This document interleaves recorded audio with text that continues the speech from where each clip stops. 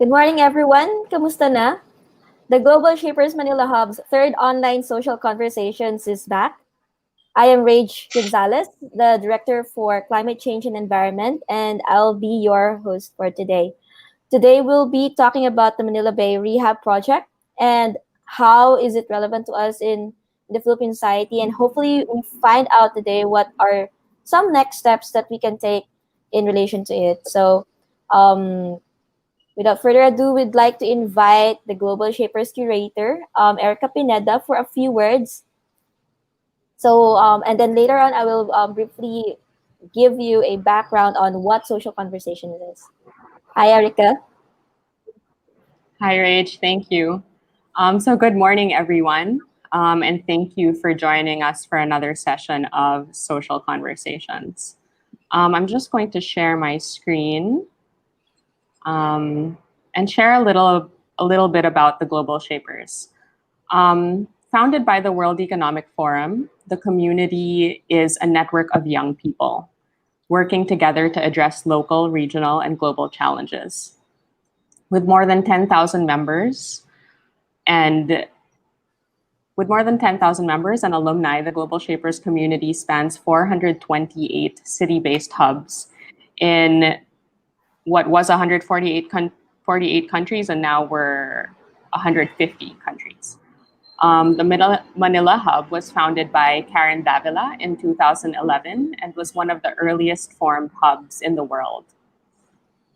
From an award-winning filmmaker, a chocolate maker, a conservationist, to a biomedical scientist, a founder of the My Kuya app, a manufacturer of pineapple textiles, and more, our hub is a collective of diverse leaders united by a common vision: a better world starting with our very own home, Manila. In our last fiscal year, we led 20 projects, including Bayanihan, to address the problem of food security during the first few weeks of the lockdown. We also had Wear Forward to deliver PPEs to frontliners in need, and COVID Facts in the battle against disinformation. This year, our projects are focused on climate and the environment, the COVID-19 response, education and employment, and equity and inclusion. If you would like to help us make and measure impact and meet the criteria for membership, we have our recruitment period is now, and we do have volunteer opportunities, and a newly opened associates program. So please follow us on Facebook, Instagram, and you can contact us on our email. Thank you. Awesome. Thank you so much, Erica, for introducing Global Shapers.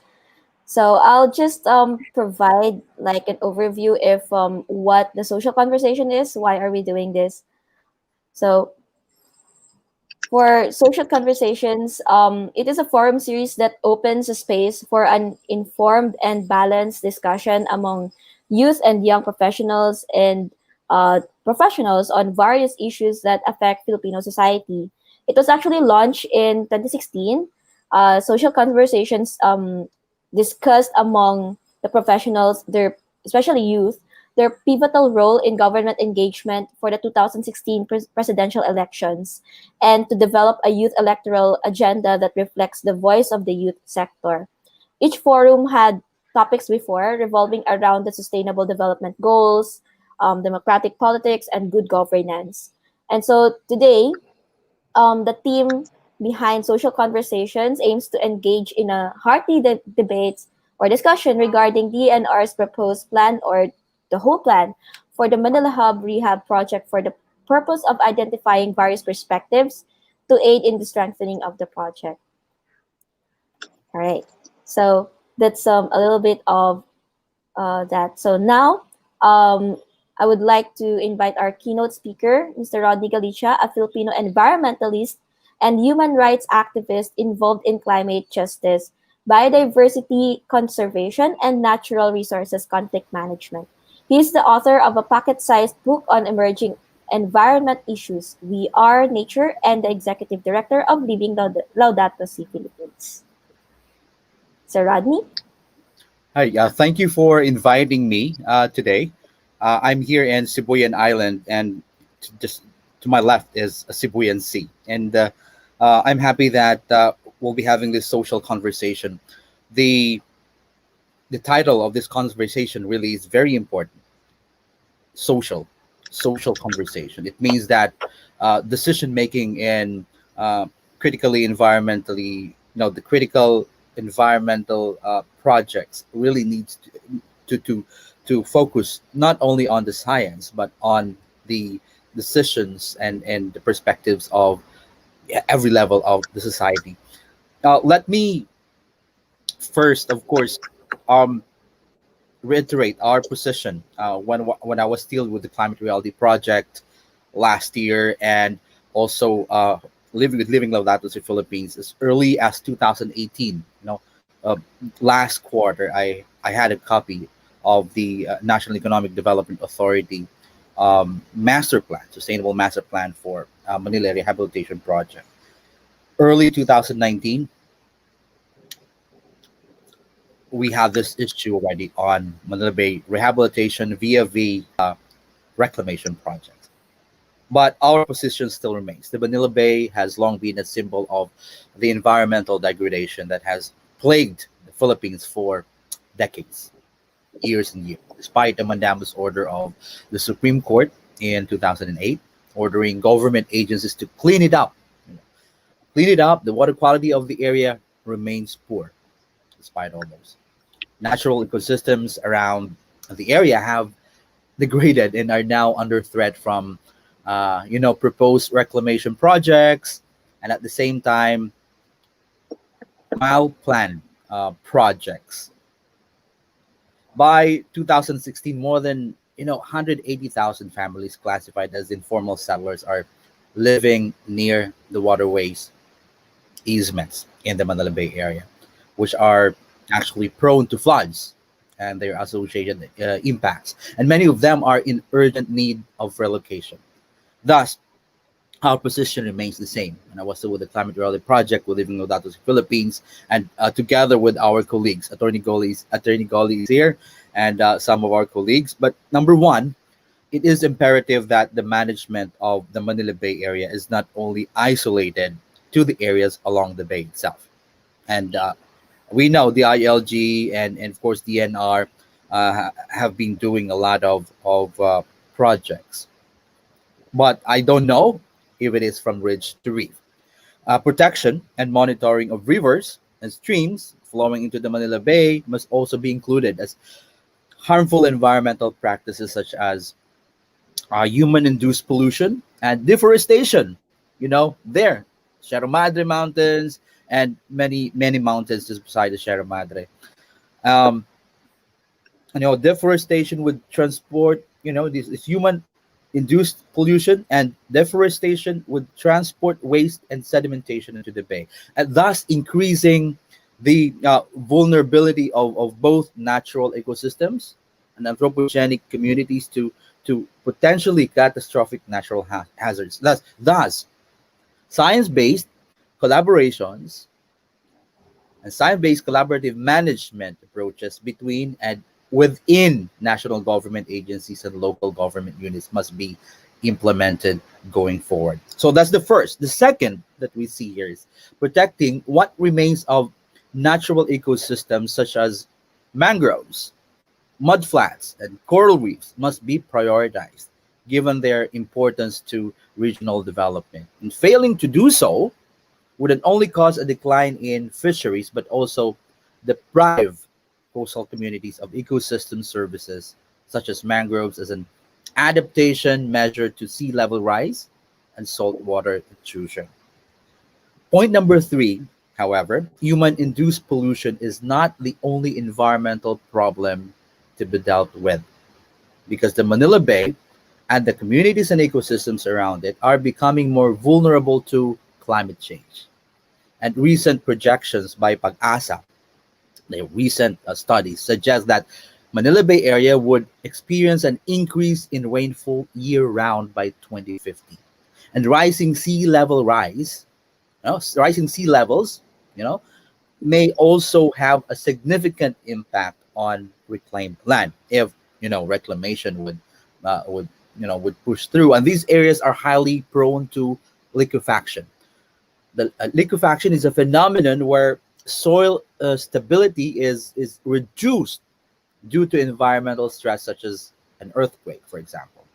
And millions of people would already be affected by floods, landslides, and or uh, high liquefaction under current conditions we have now, and a figure that would increase as the coastal population, economic activity, and intensity of climate-related hazards rise in the next few decades. And so, therefore, changes need to be made to the current rehabilitation framework to ensure that long term adverse impacts on both natural ecosystems and human communities within the Manila Bay Area caused by climate change will be prevented. Case in point, as we all know, what they did with that dolomite thing is not really beach nourishment or rehabilitation. It is actually reclamation because there's no beach there. The beach is at the side of Manila, Malate, and Taft. There's no beach there to be nourished. So therefore, if you put sand there, it's not nourishment, but it is reclamation, just like what they did in Singapore.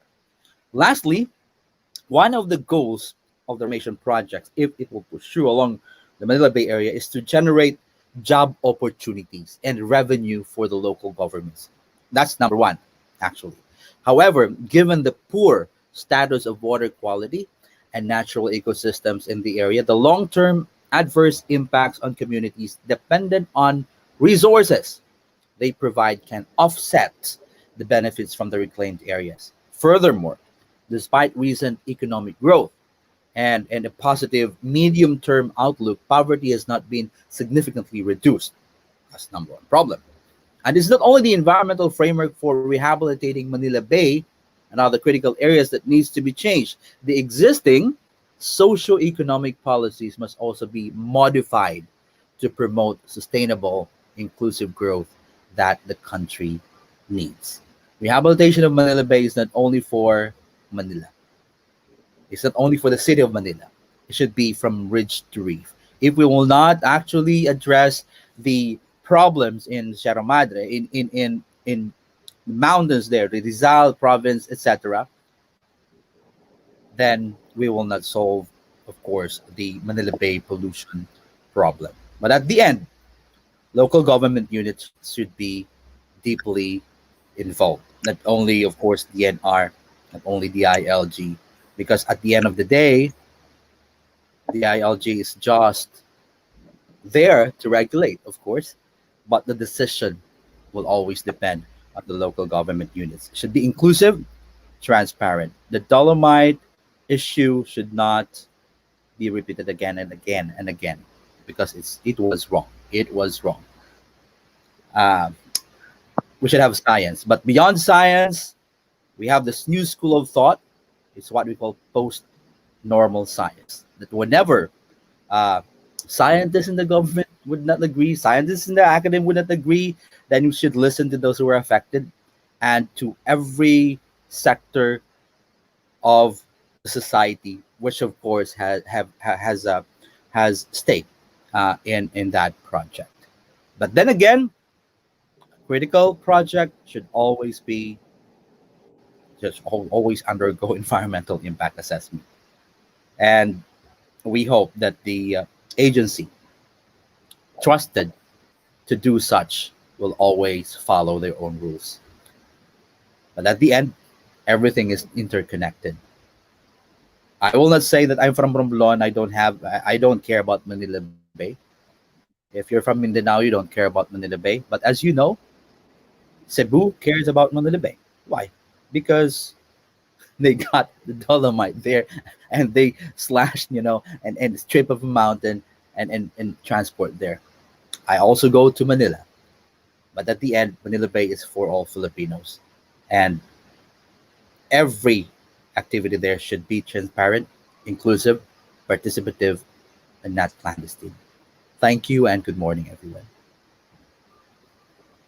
Thank you so much, Sir Rodney. That's really true. That's everything that we have here in the Philippines is for everybody. So thank you for that insightful and inspiring speech. So now, without further ado, we'd like to invite our moderator and our panel for today's webinar. Now, our moderator is a passionate advocate for the environment and was also crowned as Miss Philippines Earth Air 2020. Hailing from Daraga Albay, she is currently hosting a donation drive called Ahon Albay for the people of Albay who have been afflicted by the recent series of events. So please welcome Miss Patricia Santos.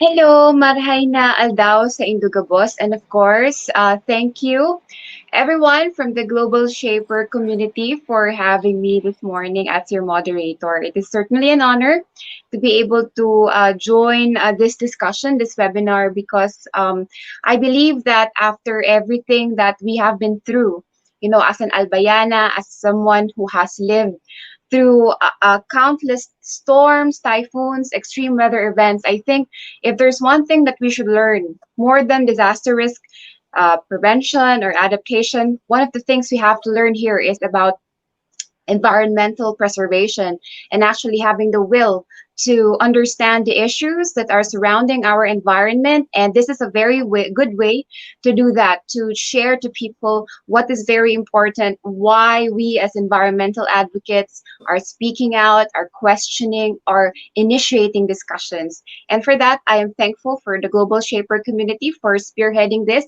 And of course, I would like to say in advance, thank you to all our panelists who are very special, who are experts in their fields for joining us this morning because, as they say, knowledge is power. And nowadays, it is the only power that we can count on, considering everything that has been going on in our community. So, and of course, since it was mentioned, I would like to ask everybody to please support the various fundraisers that are going on to help our kababayans who are grappling with the effects of the super typhoon Rolly and the recent typhoon Ulysses, who has really done a good number on our kababayans.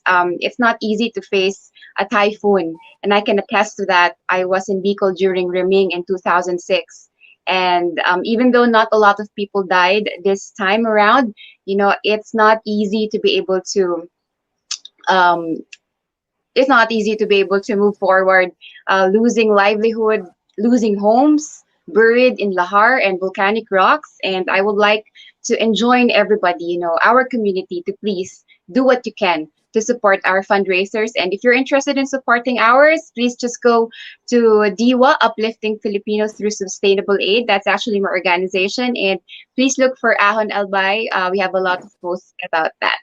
Anyway, enough about my fundraiser. Sorry. But for today's panel, it is my pleasure and my honor to be able to introduce to everybody four special guests who are experts in their respective fields. Together this morning, with their help, we will be answering some of the burning questions that has been surrounding the Manila Bay Rehabilitation Program spearheaded by our government. So without much further ado, let me proceed by introducing to you our first panelist. Our first panelist is a mining engineer and entrepreneur.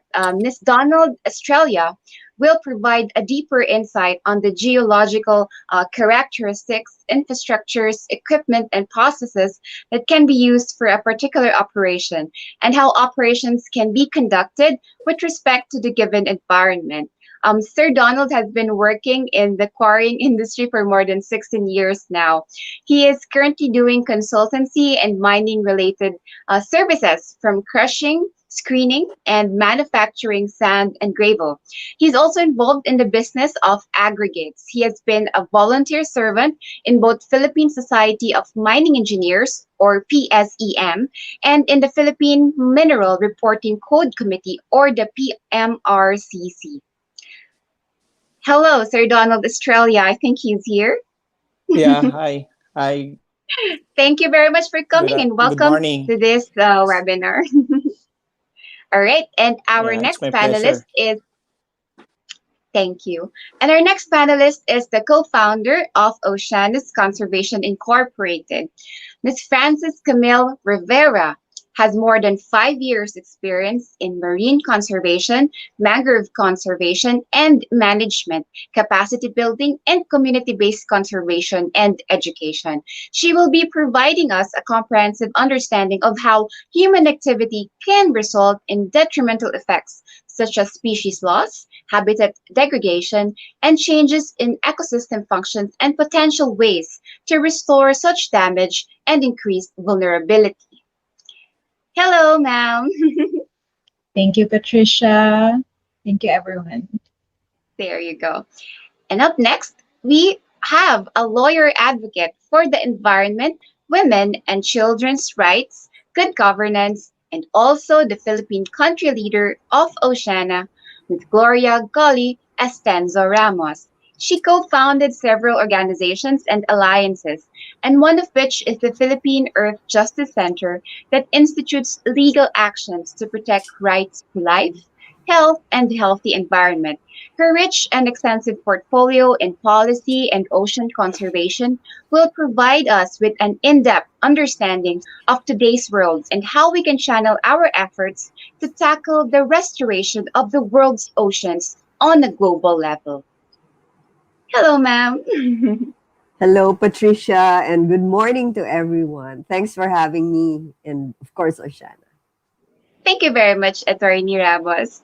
And there we have, and here we have our last, but definitely not the least. Let's welcome Alea Arca, Assistant Program Manager of the Department of Interior and Local Government, or DILG, Manila Bay Cleanup, Rehabilitation and Preservation Program on behalf of the Bureau Director. Wow. We hope that her firsthand experience on the project will provide a more holistic conversation of the government's perspective and how youth today can have a better understanding of the project's significance and the steps that they could take in their own communities. Hello, ma'am. Hi, good morning. Thank you, Patricia. Good morning to everyone. There we go. Thank you very much to our four panel of experts for joining us this morning. Please join me in giving them a round of virtual applause wherever we are right now, maybe at home or maybe sneaking a peek while you're in your jobs or wherever you are in the community. Let's give them a virtual applause as we welcome them to our third online social conversations. Later, we will be opening the questions to the floor, so do stay tuned for that.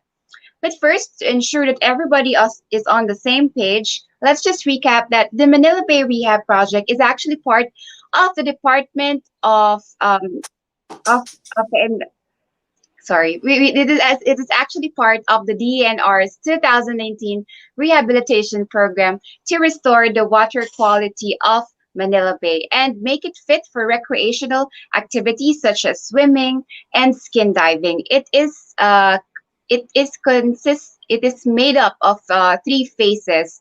The first phase is all about water quality improvement. And the next phase is rehabilitation and resettlement. And the third phase is education and sustainment. So for that, we will proceed to our questions for our dear panelists. So for our first question, let's go to that. Our first question is the purpose of the Manila Bay Rehab Project is to restore the water quality and make it usable for recreational activities. And so many netizens, maraming tao have been arguing that the government did not do a proper environmental risk assessment when they announced the structures to be built for the project. What would be your thoughts on using a large quantity of white sand? Was this really necessary given that it will seemingly eventually flow out to the open sea?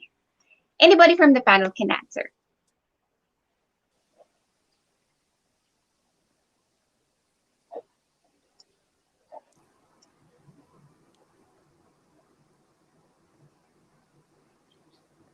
Patricia? Oh, please go ahead, attorney. Yes.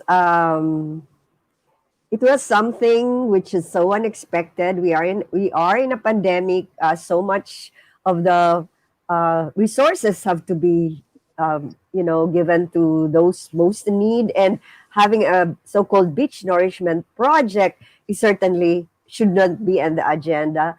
And together with 50 other organizations, we really question this as right away it's a violation of our environmental laws. At least five environmental laws were violated. There was no participation of the public, no consultation.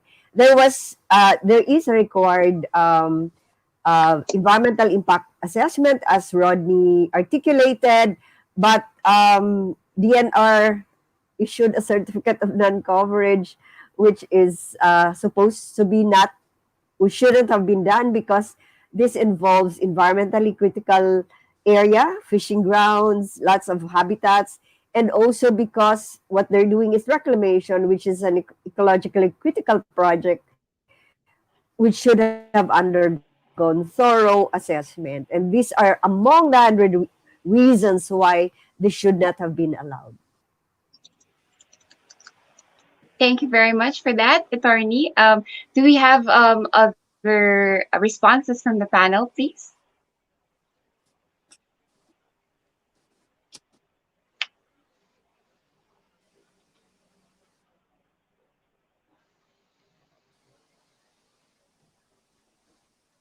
Okay.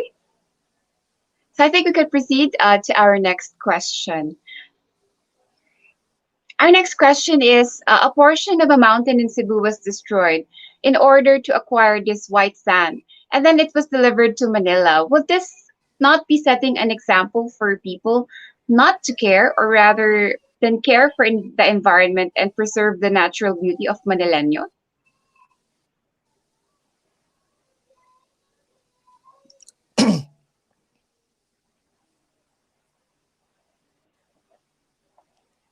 Hi, Patricia.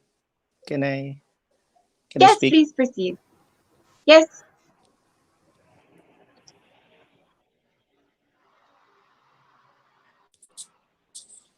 Yeah.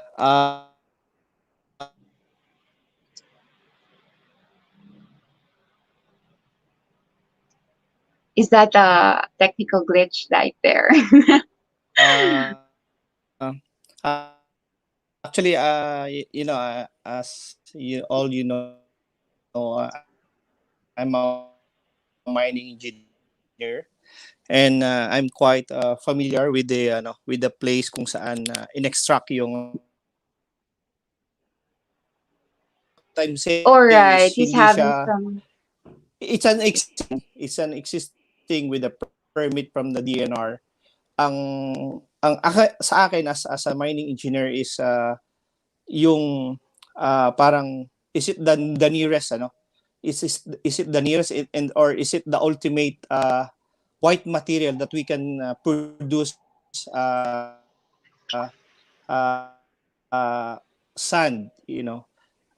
Para sa akin it's parang kung na-distract, hindi siguro na-distract, actually existing yung development doon eh.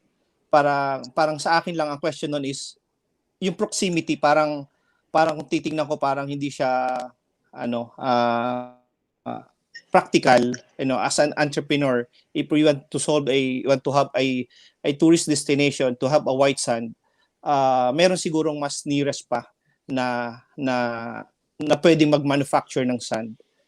Yun lang. Thank you. The proximity of it, yeah, the proximity of the project, from Cebu, since it's so far, that's actually one of the issues that we are highlighting with Sir Donald here. How about for the other panelists? Especially with, setting an example, are we really okay with destroying a mountain in order to build a beach? I think that's one of the things na lumabas with our netizens recently, especially with our environmental advocates, that that is one of the questions that we are asking. So what do we think about that, dear panelists? Can I say something Yes, about please go that? ahead. Please feel free to Yeah. go to do so. So In my experience, so I went to Germany in one of the islands. They actually did not care about if it's white beach, right? So they understand that there is a need for a preservation as long as hindi mawawala yung sand nila. So they actually planted vegetation to hold the sand area because it's a very windy area. It's called Silt Island if you look at in the Google map. And also, if I may also add, I am based in Mindanao. I've been to Surigao del Norte, Surigao del Sur, and I've seen the destruction of the mountains there. And um, if we have to think our consumerism, our capitalism, we buy all these materials, we buy all these electronics, but we're also um, connected to destroying the mountains as well. So whatever our action is, we have to think about it in a systemic way, in a systemic thinking. Yes, it doesn't add anything. Like destroying an environment for a beach nourishment is seriously, it's for me, it's nonsense. Okay, so beach nourishment is a temporary and it's very costly for an area, in my perspective. And there are other ways to actually store sand or increase sand in the area. So aside from adding vegetation, adding seawall, adding beach, it depends on the current as well. So I think UPMSI actually did a study on the oceanographic currents in this area. So yeah, it's I think people need to understand that whatever we have there is not the solution. Beach nourishment is not the solution. I think we need to look at other things that is important at the moment now, you know. Okay. Actually, one of the nice things I heard about our keynote speech is that it's not actually a beach nourishment. It's actually a reclamation. Do you have thoughts on that? Because I think that's very nice to put forward to our viewers right now. You know, the difference between beach nourishment and actual reclamation, and why is there no beach there? I mean, can we have a more perspective on that point? Yeah. Patricia. Yes, this is Rodney. Ay, Attorney Golly, you first. I Go think you're ahead, unmuted. Rodney. I'll follow after. Okay, sige. Thank you, Attorney Golly. First and foremost, Rojas Boulevard is a reclaimed area. It is a reclaimed area. Or Taft Avenue, be there. If we talk about beach, the beach is there, and right now, that's why it is not called Rojas Boulevard Bay Beach or whatever. It's called Bay Walk or not Beach Walk because there's no beach there anymore. Actually, it's already sea. Now, if we say beach nourishment, yung sinasabi nila is uh, we're asking where's the beach there. Where is the beach to be nourished because there's no beach there. Perhaps there's beach already because you have already sand there, no? But the thing is whatever you put that is alien doon sa area na yon at tinambakan mo, it is already a reclamation because it is a new beach, not an old beach. If we talk about Miami, Florida, if you go to Bohol in Panglao, there's beach there and they say it's beach nourishment. And well, it's okay. However, it's already reclamation. Bakit reclamation siya? Kasi tinambakan mo siya. Kasi wala naman doong sand o wala naman doong mga bagay-bagay dati. Tinambakan mo, reclamation, and then again, there's another violation. May PRA permit ba siya? Or Philippine Reclamation Authority permit? Because if you talk about reclamation, maraming beaches sa Singapore ang tinambak. And that is a new beach. Pero reclaimed siya kasi itinambak doon. So I think that's the point and ano ba yung mga when we asked DNR about they focus more on the hazard doon sa health ng tao na makalalanghap. But it is not only the case. It is also the marine ecosystem na naandun na sinabi mismo, verbatim, ng DNR na but the area there is biologically dead. which we cannot believe because there's no, how would you say it's biologically dead kung wala man namang environmental impact assessment. So something is not right. Thank you. Thank you po, Sir Rodney. And Attorney Ramos was going to say something po. Please go ahead. Yes, this is from a legal and environmental law perspective, Yeah. specifically. Reclamation was a project done before we had the 1987 Constitution. The 1987 Constitution specifically guarantees the rights of the people to a balanced and healthful ecology in accord with the rhythm and harmony of nature, which means that we should always protect it. And this was interpreted in the Oposa ruling, which says that it is also a duty not to destroy the environment. So yung reclamation na yan, dapat should be in the, list of the priorities kasi ang importante, ayusin natin, we nurture the natural world, we nurture the ecosystems, including our ocean, of which we are just so dependent. Ang ginagawa natin, we pretend as if there's no 87 Constitution, there's no national law, which requires a thorough environmental impact assessment, and we have allowed also our authorities to do that. Matindi ang culture of impunity na nangyayari. And in the Constitution also, there's a social justice provision which gives our artisanal fisher folk the right to preferential access to their fishing grounds. Ang nangyayari, it's just so easy for authorities to displace them, relocate them. Hindi na iniintindi yung provision na yan sa Constitution.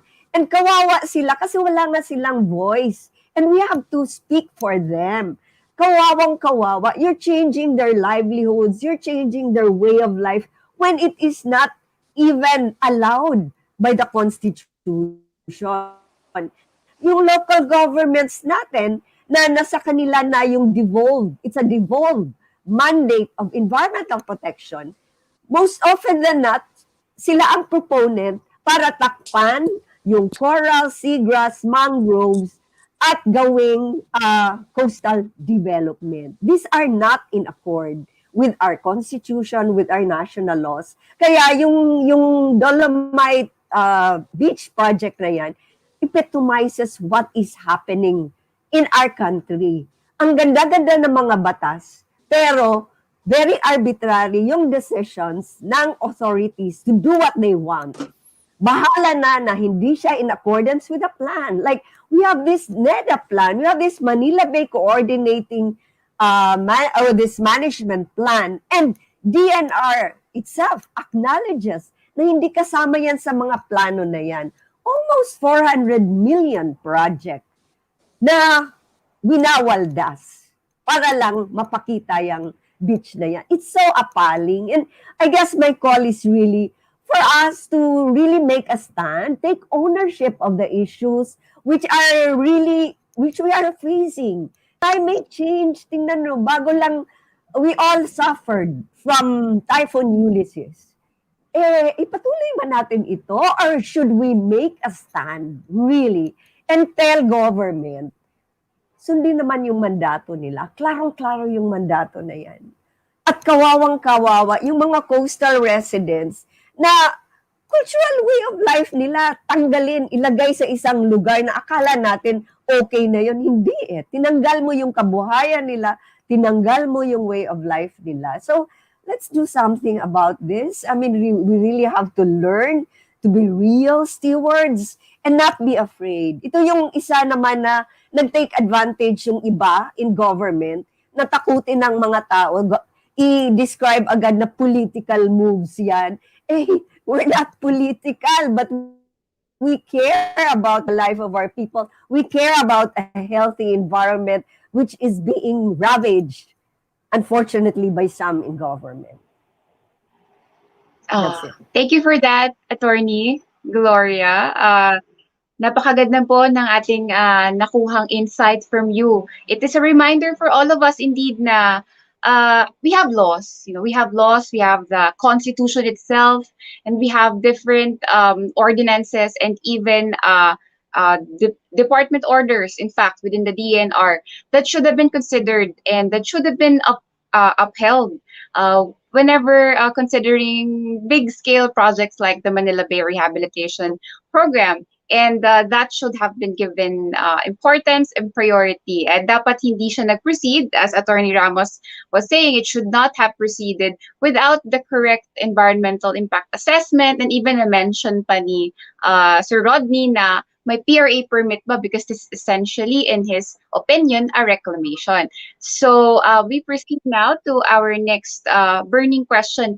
Kasi this government actually stated that the project was for mental health purposes, meaning when people look at it, actually, I've heard a version wherein they said that, the white sand, the cleanliness of it actually emphasized a change in mental behavior, because it will encourage people to clean, to maintain the cleanliness of the bay. They've also said that it would parang it's white, it's clean, so parang it's a rebirth of the bay. That's why they've been saying that it's also good for the mental health of the people. So how much funding should be utilized to maximize the capacities of mental health facilities and further relevant research of that field in the Philippines, in contrast to what was spent on the Manila Bay Rehabilitation Program? Do you have anybody who would have an idea, especially for mental health advocates maybe here? But yeah, what would you say about the mental health aspect that was being forwarded? Because that is one of the main answers that we've been receiving, diba, on their end. Bakit kaya mental health? And do you think it actually makes up for how much was actually put into this project?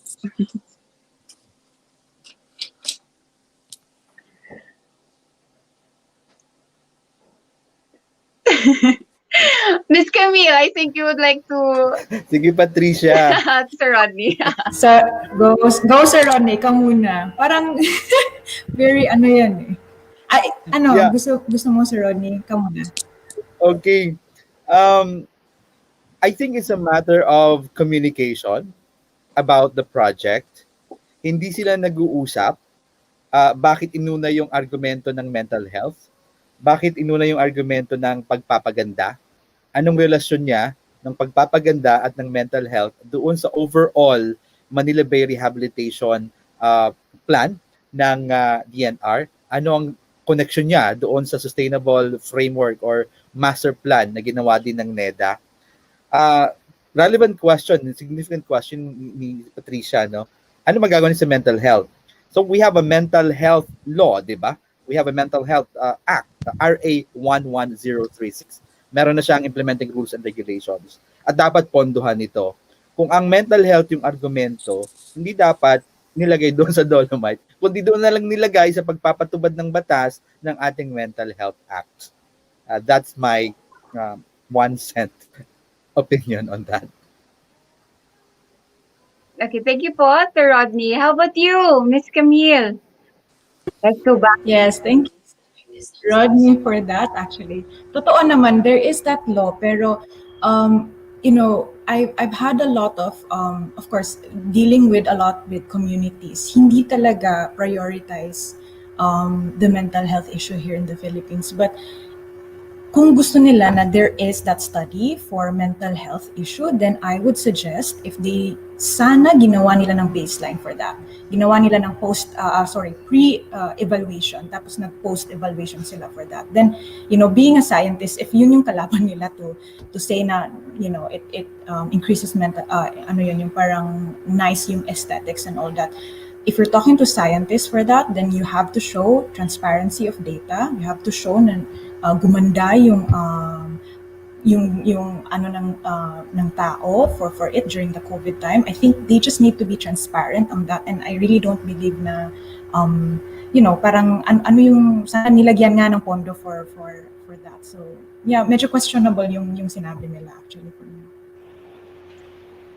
But actually, some of their arguments is really the psychology of white will help us The psychology of white will help people become more aware and change their perspective towards the environment or towards Manila Bay, because they want to stop a lot of the uh, settlers, the informal settlers around it, trashing it. Yun kasi yung isa sa mga nagiging problema din nila. A lot of the settlers are actually contributing kasi nagtatapon, they do their sanitation, hygienic activities there. So they were hoping that the psychology of white, presenting purity, wholeness, completion, or the color of new beginnings, will be encouraging the people to actually think about Manila Bay in a different light and think about protecting it. Do you think presenting this psychology of white, in your years of experience, siguro Miss Camille, because you've been working with a lot of environmental groups, maybe a lot of communities, does that help in changing the perspective of people towards the environment? Just seeing something, if it's beautiful, they won't damage it, something like that. It's in my experience, it's not the color, it's more on the cleanliness.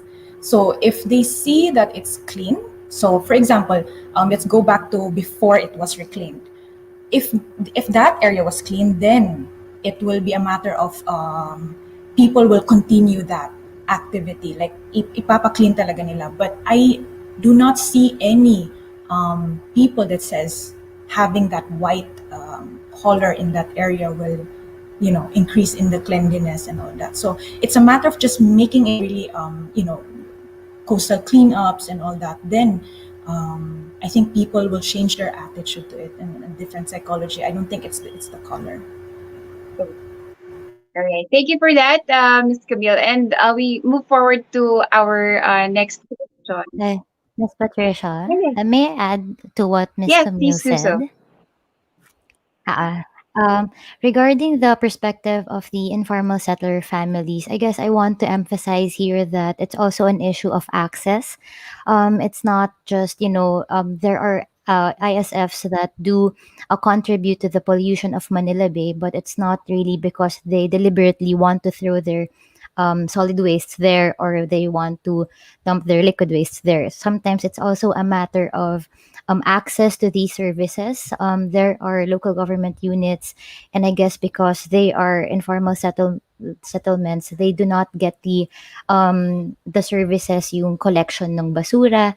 Kaya yung tendency talaga is for them to dump the wastes there. So I guess it's also an issue of how do we provide the necessary services to the informal settlements. Kasi ang attack here, no, is if there are informal settlements, the main thing that we have to do is to relocate them, which is valid, no, kasi these settlements are really along the danger areas, and to protect them from the effects of climate change, of disasters, we also have to relocate them somewhere safe, no. Pero in the meantime that they are in the along the waterways, no, I think, no, it's very important to also serve or to provide them the necessary services para hindi sila nagre-resort to the option na dito na lang natin itapon sa bay yung waste namin kasi nobody's Okay, thank you collecting for them. that, Miss Ira from DILG Urine. So now we move forward to our next question. Some people are saying that the funding for the project could be better allocated. We've been, underlining that idea, that proposition, considering that it could potentially aid at least 80,000 struggling families in the country with COVID, poverty, and lack of access to education. What are your thoughts on this, and where would you rather use these funds? This was half answered already earlier, but for our other panelists, I think they would have the opportunity to answer. Though on this part of the argument, the DNR has been saying that this has been already kumbaga, programmed within the budget. I think Miss Arca might have an idea, but this has already been programmed long before the pandemic actually began. So siguro part of the question is, could this have been realigned? Could the government have chosen, or was there an option to not go ahead with this and put it on savings? Is there such a thing, Miss from maybe Miss Arca would have an idea, but yeah, that is part of the question. What are your thoughts on this? Sige, I'll go ahead na lang din siguro 'no, for the government side 'no. So, I guess I want to emphasize here talaga the importance of the plans 'no. I think that, Sir Rodney already mentioned as well as Attorney Golly mentioned about the development plan. So we have the operational plan for the Manila Bay Coastal Strategy. So that's a 5-year plan kung saan doon talaga nakalagay yung mga specific targets and activities that each government agency has to do to contribute to the rehabilitation of the Manila Bay. So the main goal actually of the plan is to delineate and to make each agency accountable for the targets that they have committed. So personally, no, the DILG kasi we're also following the plan because the plan was created on an interagency effort, which means all government agencies contributed, committed to the outcome areas of the Bay. No? So personally, if to ask if would the funding would have been spent differently, well, hindi din ako masyadong familiar sa prioritization of DNR. But I think the DNR officials have already said nga na the project is not part of the plan. While I don't like to discount din naman the fact that DNR has been doing other efforts, no, very focused on the inspection of commercial establishments, sa compliance sa wastewater treatment facility, focused din sila sa water quality monitoring among many other initiatives. So I guess on my end, my take on this is kung may mga existing plans, no, I would suggest talaga na for each government agency to follow what is in the plan as we believe nga na if we succeed in the implementation of the plan, more or less we are moving forward talaga sa rehabilitation of the bay. Yes, I have to also agree with you on that. We have seen a lot of presentations from the DNR, and in fact, they've been showing us that there has been uh, significant progress daw sa paglilinis ng Manila Bay Rehab since they began the task force. And yeah, yung sinabi mo rin kanina about informal settlers, meron din silang ginagawa about the access to mga palikuran, mga public palikuran. So, yeah, they have been doing that. But yeah, this is one of the points that we have to consider that, yeah, DNR is doing its job for the Manila Bay rehabilitation, but it doesn't also discount that there is one such project that we are trying to understand or we're trying to see kung bakit nga ba ito ay nandito at kung ito nga ba ay pinag-isipan at kung ito nga ba ay nakakabuti para sa Manila Bay. And meron po ba tayong additional na response from the panelists, especially regarding the fund? Yeah, on the budget. Tricia, yeah, the budget. We all know that the budget has been approved, but it does not come, or it did not come from the budget for the Manila Bay rehabilitation. It came from the Office of the President. Okay. It was given That's to the okay. DNR, and the DNR contracted, or they had a MOA, memorandum of agreement, with the PWH. So if we track again the source of the fund, if if the source of the fund is the Office of the President, who determines what kind of project yung ating i-implement doon? Yung project na ba yan? Sabi nga ni Alea, dapat nga kung meron kang budget at kung kulang yung budget sa Manila Bay Rehabilitation at nagbigay ng budget ang presidente, yung Office of the President, sana finalo mo na lang yung plano, yung nasa plano, kasi napag-usapan yon, napag-agrihan ng iba't ibang mga ahensya at nandun sa master plan o sa plano ng Manila Bay Rehabilitation, hindi sana nagka-problema. Ang problema, laking problema natin, una, wala sa plano yung project nila. Sino ang proponent ng plano? Sino nag-propose nung plano? At bakit pinalusot ng DNR kahit walang environmental impact assessment? Walang permit galing sa Philippine Reclamation Authority, walang permit galing sa National Historical Commission, yun nga, doon sa mga points na ni-raise ni Attorney Golly Ramos, at napakarami. So, ibig nung sabihin, kung wala kang feasibility study, talagang marami kang mababiolate na batas tulad nung nangyari sa wash-in, wash-out.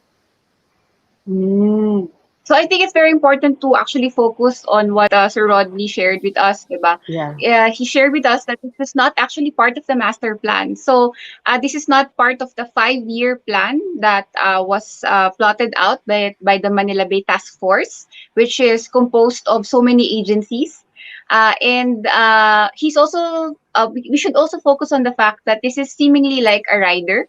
It is something that was presented out of, was this presented, Sir Rodney, would you know what year was this presented, or what year was this proposed, We did not, or we did not know about we did not know about the project until on? ina-implement na. We don't Lumabas. know if it is Yeah. presented sa Regional Development Council halimbawa ng NCR, because there's a Regional Development Council. Kung There is. na-propose ito sa iba't ibang mga local government units, bakit nabigla lang tayong lahat na meron ng ganon. If transparent yan, sana pati yung mga civil society ay na-consult, yung mga stakeholders, yung mga businesses along Manila Bay, and even, for example, United States Embassy, dahil maapektuhan sila pag tumaas yung level ng tubig kasi tinambakan mo na nga, at yung mga iba't ibang establishments doon sa Manila Bay area, sa Manila Bay Walk area. So, nabigla lang tayong lahat, at sabi nga, last year pa raw yan na-approve. Ay, na-approve na nga pala. At nagtuturuan na ngayon ang DPWH at DNR kung sino dapat ang may responsibilidad diyan. Kasi binigay lang naman daw, not daw ha, sinabi yan sa atin, binigay, and sabi ng DPWH, ay binigay sa kanila yung pondo at sila yung mag-i-implement. So a project fund from the fund came from the Office of the President for the Manila Bay rehabilitation, given to DNR, and DNR contracted or agreed with DPWH to implement the project. Yeah. We were So, just I out also and want aware. to add, okay po, attorney. Let's go ahead po. yeah, yung issue na naka-allocate na. Remember, we had this Bayanihan, We Act as One law, no? Na signed by the President, which even authorizes all the government agencies to realign yung budget nila para sa COVID response. So, they cannot use that as a reason kasi dapat nga ang priority yung ano sa COVID, pero gosh, such a project, it's lavish expenditure of public money, kaya talaga marami ang nagalit. Okay po. Okay. Thank you, attorney, for that input. Of course, going back to what Sir Rodney was saying, hindi natin alam. That's, I think, one of the biggest things that that's what the biggest flaw of this project that this project has. It had a lot of points that hindi natin alam. It was not properly consulted with a lot of different sectors and groups. And the DNR, you know, in all respect for the agency, I know that we should give them the benefit of the doubt, but they could have avoided this big issue if only there were more transparency and if only more information about the project was given to them. At least that's what I'm getting from the discussion, that there should have been more information beforehand. Hindi lang yung biglaan na, yeah, it's here na already and it's there. But thank you very much for the information, Sir Rodney. At least it's clear that this is an additional project not included in the master plan. And the question remains on why it was allowed despite the pandemic. And our next question naman would be related to mangroves. Many talked about the potential of mangroves to obtain the same outcome of as the dolomite sand. Could anybody from the panel analyze the potential drawbacks and potential benefits that doing this would have brought up? Because some of the arguments or some things I've heard from DNR is that there are some areas that they could no longer put mangroves in. There are some areas in the Manila Bay because as we shown in the screen earlier, medyo malaki yung scale ng Manila Bay, right? So is this something we have to consider na hindi na nila pwedeng gamitin yung mangrove solution dun sa area, kaya they went forward with the dolomite sand? If I can answer that. Yes. So, yung assessment talaga before, long time, if we go back to history, Manila Bay is, it has like 53,000 hectares, 53 if I may say, 53,000 hectares of mangroves.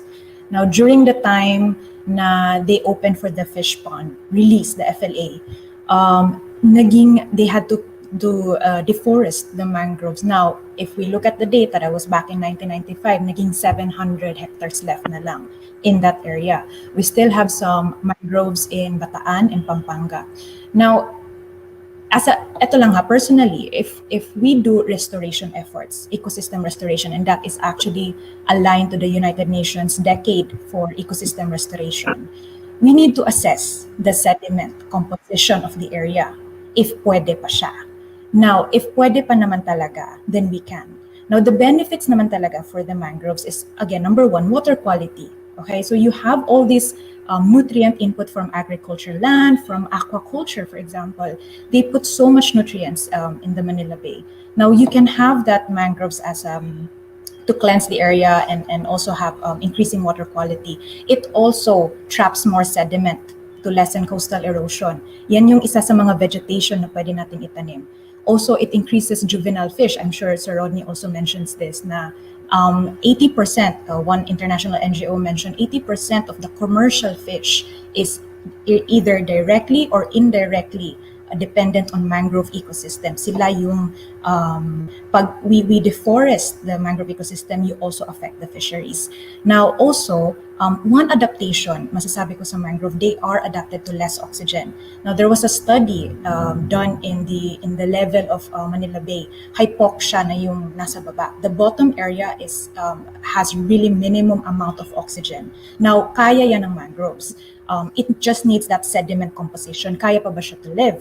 So the drawback lang for that is that if we plant mangroves and if we really look at in a long term, now they grow, for example, are we solving the issue of plastic pollution pa rin? Because we've always seen the area that is all the time there, right? There's so much plastic in that area. Now, there was a report from Greenpeace, 2017, na the area Manila Bay is dumping 63,700 tons of plastic. Okay, so hindi siya nagsusolve. If we put mangroves there pa rin, I would say na you still have to put budget in cleanups because most of these pneumatophores, the roots of the mangroves, they trap also all the basura. Okay, so aside from your sediment, and also with the increasing overpopulation, as what Sir Rodney said, it's a reclamation, right? So parang there's a demand for space pa rin. So there's more chemicals into the bay. So in the long run, mangroves will also die because of this toxic chemical. So we're still not solving putting mangroves, I would say. So you need that an ecosystem approach. You need to look at all sides of the system, not just putting something there. And what I'm really have to be pushed on this now, nature-based solution, like one species planting, which I've seen all the time, sorry sa mga DNR, they always plant one species, and that's Rhizophora. And that doesn't help at all because that's not nature-based solutions. You need to ensure multi-species for biodiversity. Now, to have ecosystem services in the area. Now, if we need to solve, there's no single solution here. We need to look at all sides. As what attorney said, you need to look at participatory approach and all those things in that area. So, yun lang masasabi ko in the mangrove aspect. We need to look at scientifically, science-based management is the number one talaga for this. So, yeah. Okay, thank you very much, Ms. Camille, for that insight. I think it clarifies now, what the effects of the mangroves are, and may ginagawa yung DNR, but as per opinion of our panelists, it could be more. They could do more by diversifying the species and have uh, choosing to go for a nature-based solution. So thank you very much for that. Our next question naman would actually move to the mining side. Is there now any research being done about how mining would trigger coastal erosion and harm coastal ecosystems, leaving the communities in mined shores with less protection against storms and typhoons? I think one of our panelists would be well suited for this. Where is he? Can't see him. Sir Donald. Yes, hi. Yeah, I can hear you. Yeah. Ano nga ulit yung question, Miss Patricia? We're just curious about is there any research being done about how mining will trigger coastal erosion and harm coastal ecosystems, leaving the communities in mined shores with less protection against storms and typhoons? And in particular, how exactly is the Mhm. coastal ecosystem affected? I think Miss Patricia, pagdating dun sa study, I think meron ang Mines and Geoscience Bureau and yung mga existing mining operations yan, especially during the time of Miss Gina Lopez. I think isa yan sa mga naging issue niya doon sa Surigao. So I'm not aware of the specific study kung ano yung meron sila, but ang isang alam ko diyan is normally na ginagamit namin na showcase is yung uh, sa Ryutuba mine site, well as na yung operation is very close sa coastal area, and then makikita mo doon na ang isang study nila is uh, nandun yung mga andun pa rin yung mga what do you call this, mga crocodiles, marami pa rin mga nabubuhay na mga area. Although alam ko before nagkameron ng something like yung mga siltations, may mga issue ng mga siltations, and then because of the Republic Act 1995, I think na-improve yung na nasama yan yung mga studies about yung as to how to protect yung coastal area. But a specific what study, wala akong idea. Kasi ako it's more on sa operation side ako. And for now 16 years na akong wala sa mining operations, but I'm still as part of the society. Naririnig ko yan, may mga studying ginagawa yung Mines and Geosciences Bureau and yung mga private mining companies. Thank you. Well, thank you for that, Sir Donald. But do we have any evidence behind how, for example, the entrance of the sand into the water can increase total suspended particulate, or the worst known as TSP levels, which can be harmful to aquatic life? Anybody I can answer, actually. Maybe I can answer that. I just realized that. So, meron ba? Okay Yes, lang? please go ahead. Okay. Yeah, so yung total suspended solids, marami ng studies for that. How dredging, how mining is affecting different ecosystem. Now, I think people need to understand, when you say an ecosystem, marine ecosystem, for example, you have everything in place there. You have nitrogen, you have phosphate. Ecosystem is all the biotic and abiotic factors. So you have all the fish, all the microbes, all the plankton community that are microscopic. So if they do a study looking at an ecosystem, lahat yan i-cover nyo. So there is a study that the increase in siltation actually limits the light absorption of your seagrass and your coral reef. Now, coral reef is the number one people see because it's colorful, diba?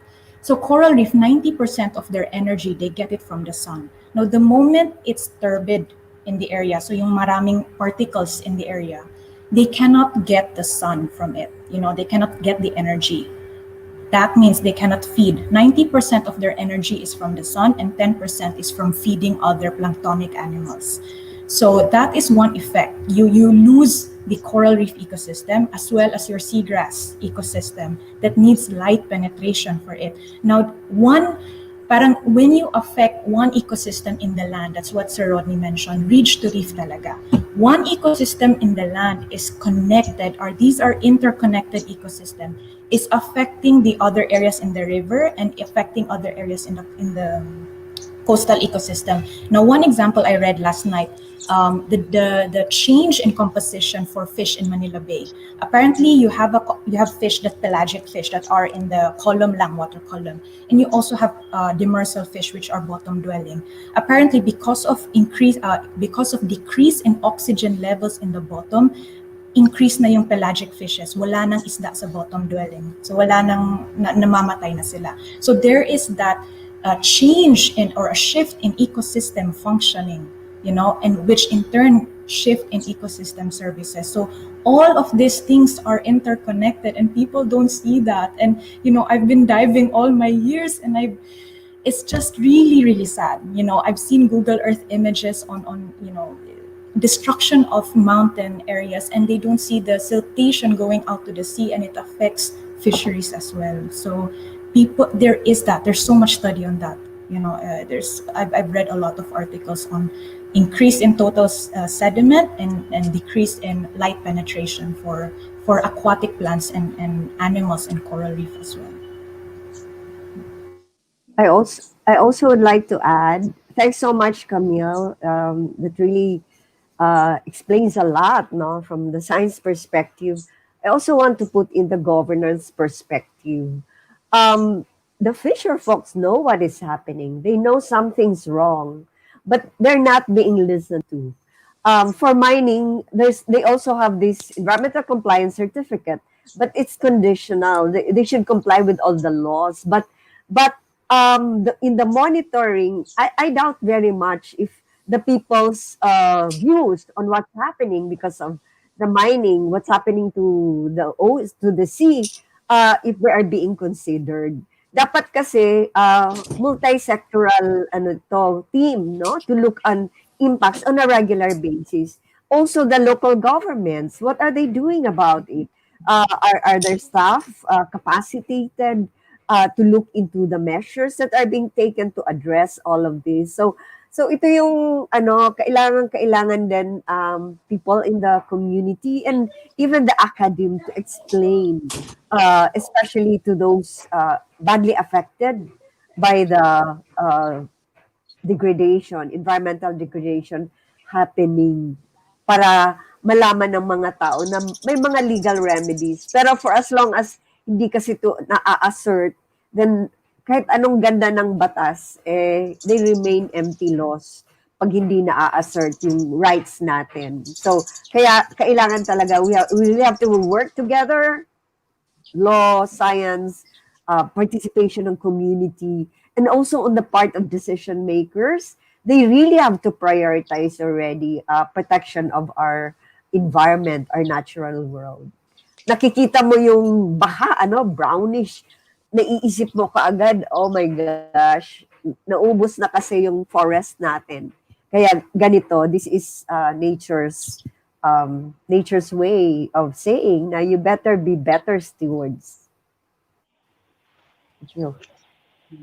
Napakaganda nga naman ng naging contribution sa atin ngayon ni Attorney Gloria. I think I agree with her on that point that the Philippines actually has such beautiful environmental laws and policies even within the different departments.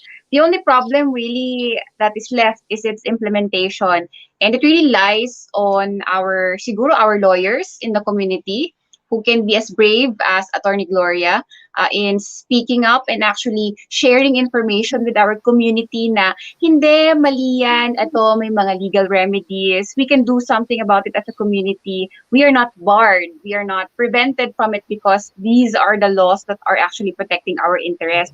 And I think, konti lang yung mga bunch of lawyers, konti lang din yung mga tao na nakaka-realize na kung ano nga ba talaga yung karapatan nila when it comes to our environment. And it's lovely to see from Miss Camille's perspective. She was sharing talaga yung effect from the perspective of an environmental advocate, considering kung ano yung magiging effect niya. Especially, she mentioned the change in composition of fish in Manila Bay. For us, maybe, for us people who are not very much educated upon it, we won't think much of it, diba? Like, okay, so nagbago yung composition of fish.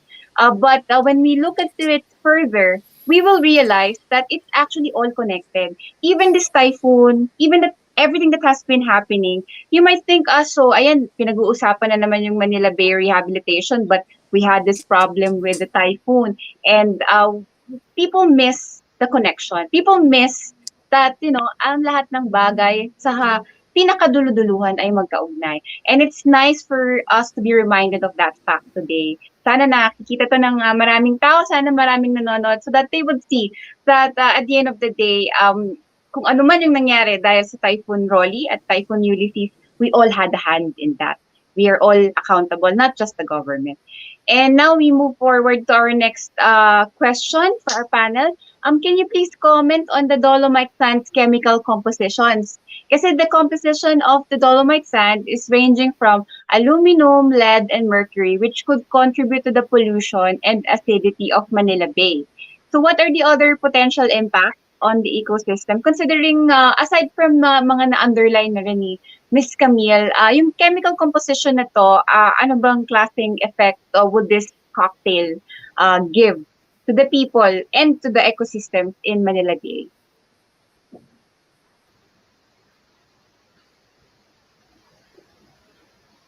Actually, hindi ko makita si Sir Donald. Feeling ko kasi nagkaroon siya ng, feeling ko this is the new normal effect, right? Yung our internet.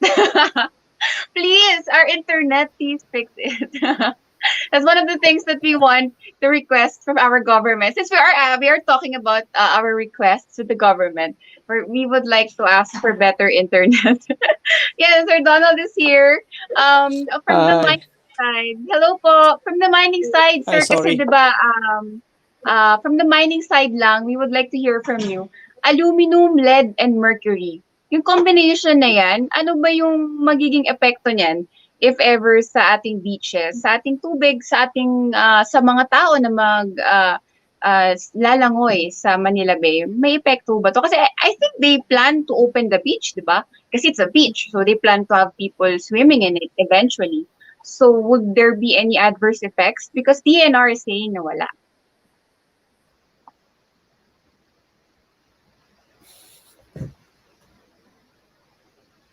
Nawawala si Sir Donald. Oo nga eh. Very nagpipi siya eh. But like, Patricia, lang muna. Yeah. Please go ahead. Patricia, yeah. Primarily, DOH issued the statement. Yes, they did. And DOH statement, of course, it's more focused on the effect to the people. But then again, afterwards, binawi nila yung kanilang statement. So there's something na wala silang communication. What DNR did actually was pinocus yung kanilang argument at yung kanilang attention doon sa epekto noong dolomite sa health ng tao. At hindi sila umalis doon sa argumentong yon. Dapat, ang tanong doon, anong epekto nito, sabi mo nga Patricia, doon sa ekosistema, doon sa area kung saan nila tinangbak. Hindi lamang sa mga tao because at the end, pag matambak mo na yan, matapos ng proseso ng pagtatambak, hindi mo na maapektuhan yung mga paglanghap ng tao. So, it's a matter of communicating kung ano yung mas palatable. Even I told the media, huwag kayong mag-focus doon sa health hazards lang sa tao habang ginagawa. Kasi maliligaw tayo doon mismo sa napakalaking issue ng rehabilitation ba to, reclamation ba to, bakit nga ba sinabi ng DNR na patay na ang Baywalk, patay na yung area doon, biologically dead, how come, papaano? Ibig sabihin nun, kung patay na, ipapatay mo pa ulit. At the end, may lumutang na mga isda. Yeah. So, the burden of proof ay dapat sa DENR. The burden of proof, binabaling sa atin sa mga, the Constitution, local government code, allow the civil society and the private sector to participate. There's democratic space. Kaya huwag nilang sabihin na nangingialam kami, na tumatabil kami dahil ang local government code ay nagsasabi na pwede kaming mangialam. Kaya nga may Regional Development Council, may local special bodies para mangialam. Ang problema, hindi kami ini-invite doon sa mga local special bodies na yon. 4 na sector yan infrastructure, Economic Development Committee, Administrative, and Social. Nagmi-meeting ba sila? Yun yung dapat i-monitor din ng DILG at ng NEDA. So ibig nun sabihin, it's not only about the effects sa health ng tao, pero sa health ng ecosystem. Kaya Camille would agree na sinabing biologically dead yung area, pagkatapos noon may lumutang at may lumuta pa lang na isda at may kinukuha pa yung mga heron doon para kainin yung mga isda malapit dun sa dolomite area. Yeah. And actually, just to add on what Sir Rodney said, it's actually also a little bit short-sighted to be focusing on the effects of the health of human beings, because the effects on the animals that are in the ecosystem underneath the ocean is also important, because human beings at the end of the day will eventually uh, eat from the ecosystem underneath the ocean, and that would be actually the greatest worry of mine. I mean, kasi I'm a plastic advocate, I've been so immersed in microplastics, and I'm thinking, what would be the effect of that? Putting into perspective that we're going to eat, mga isda, mga siya, kung ano-ano pa from the ocean, and ano naman kaya yung magiging effect nun in the long run with the surrounding community, because it's not a secret that even the informal settlers are also fishing on their own, or maybe there's we don't know the extent of the effect it has. And then ngayon nakabalik na si Sir Donald with us. Hi, Sir Donald. Yeah, we just wanted to know from the mining community's perspective, itong aluminum, itong lead, itong mercury, ma-ingest to ng ating ecosystem, ano ba yung magiging effect? Babalik ba to sa atin bilang mga, the bigger people, or the bigger entities in the entire ecosystem?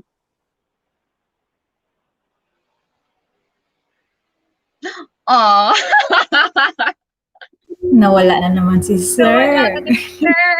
Anyway, balikan natin Can I siya just later. add, yes, sorry, can I just add on the mercury lang Oh, yeah, sige siguro? po. Because, so there is a study done for bioaccumulation rate. Mercury has a high bioaccumulation. When we say bioaccumulation rate, it's passed from planktonic animals into the smaller fish, into the bigger fish, into what we Bigger eat, fish. and it stores into our system. So yes, it affects us in the long run because of this chemical composition. It stores in the fat, in the meat of what we eat, like fish, for I think that's example. one of the So things na yeah. kailangan i-consider ng ating mga netizen, di ba? We are what we eat. And if we're going to eat fish or any animal from the sea who are also absorbing these chemicals, aluminum, lead, mercury, we're not actually, yung iba kasi sasabihin, oh, you're scaring people. But at the end of the day, we're not scaring people. We're just making people more aware that we don't actually know the extent of how the chemical is spreading from one ecosystem to another, because what's the assurance it's going to stay within the Manila Bay area, because it's a large body of water and we don't know where it's going, diba? So that's one of the things that we have to also focus on. Another thing, DENR has said that wala daw harm yung dolomite sand, kasi the sand contains crystalline silica, a mineral that can cause cancer or lung damage when inhaled. Do you think this consideration has been factored into account with the government's response to the situation? And just an additional, they said that crushed dolomite material is 100 times bigger than dust, and therefore will not get suspended in the air. In fact, they presented a lot of studies, like from the EMB. I think it's from the ENR. Ano nga ibig sabihin ng EMB? Sorry. I think it's Environmental Management Bureau. yeah, Environmental Management Bureau. Thank you po, attorney. And from a lot of different lab results saying that um, the size of the sand will not cause any disease to human beings, specifically cancer or lung damage. What can you say about that? Yeah, I say something, it's self-serving eh. Kaya ito yung beauty ng rigid environmental impact study kasi all of these questions should have been raised before they did the project. So ngayon, defensive sila, and they come up with their own study na you question kasi wala ng credibility nga. I also agree with Camille. Ang mercury talaga and even lead, there's no safe level for this toxic chemicals. Kaya ayaw natin sa coal kasi ganun din ang impact nun. Okay. Okay po. Patricia, Yeah, I thank agree you with very much. Attorney, Yes po. I agree with Attorney colleague.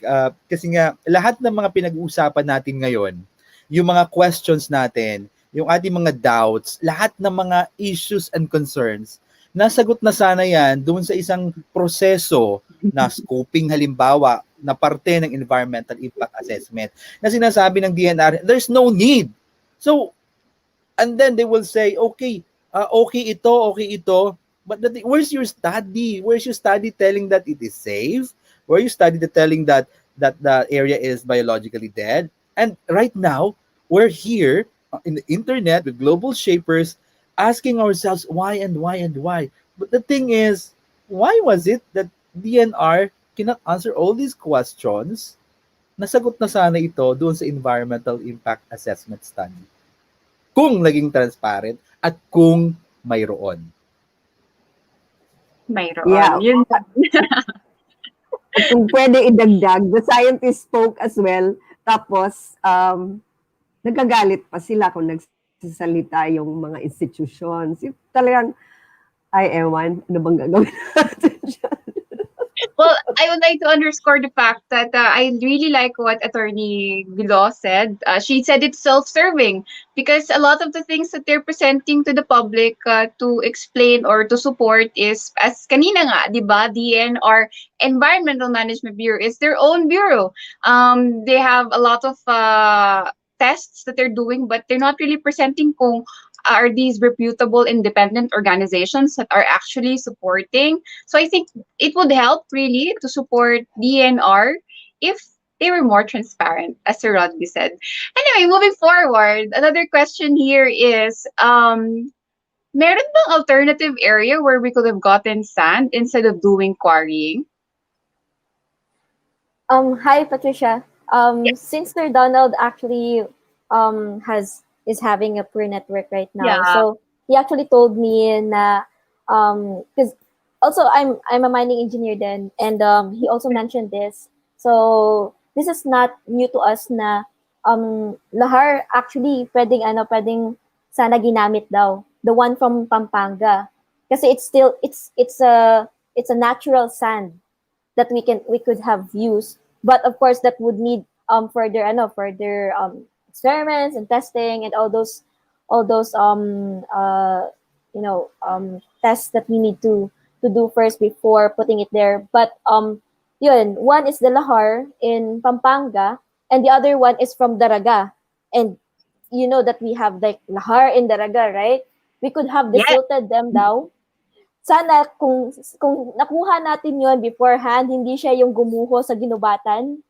So, for example, yun yung kinuha natin, yung sand na yun, that's natural, made from volcano though, but still a sand, black sand nga lang, we could have used that in the rehabilitation project. So, you could have helped the area in the first place kasi we really need to desilt the area both in Pampanga and in Daraga Albay, and we could have used it parang mas mura daw based from the calculations ni Sir Donald.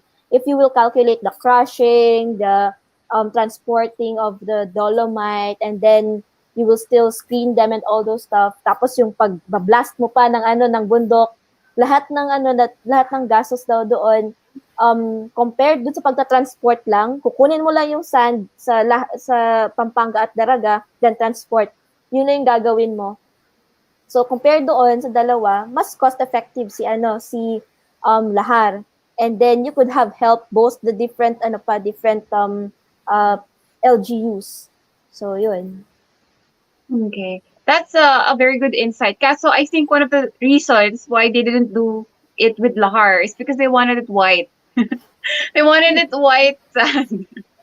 Also, thank you for highlighting that they could have, helped our disaster ravaged communities, diba? Kasi Daraga Albay, Pampanga, well, aside from the fact I'm from there, I would know that it would really help their economy if they took from them, diba? If they bought from them. And also, additional info, DNR has been saying that, yeah, it's 400 million downloaded fund to DPWH.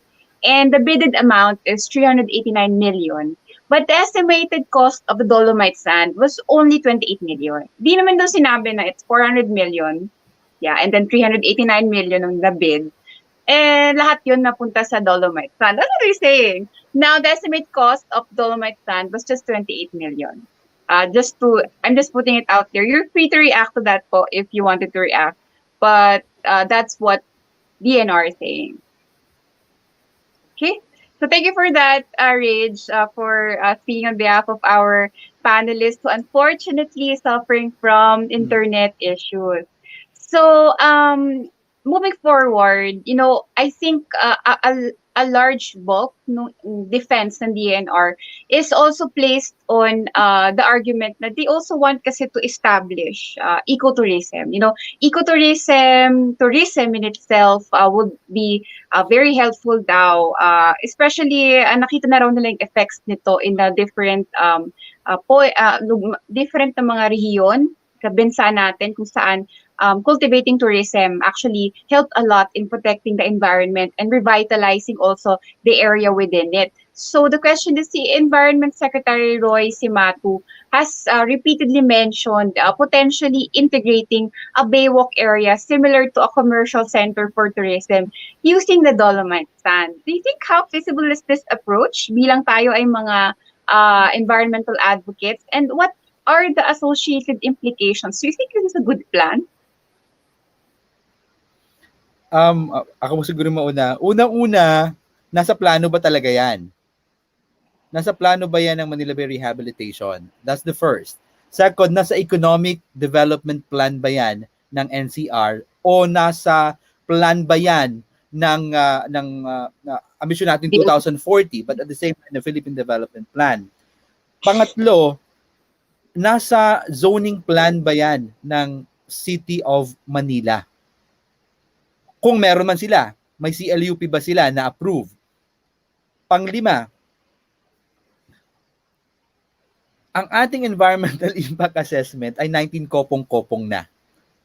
1950s, 1935, Camille knows it, or Attorney Golly.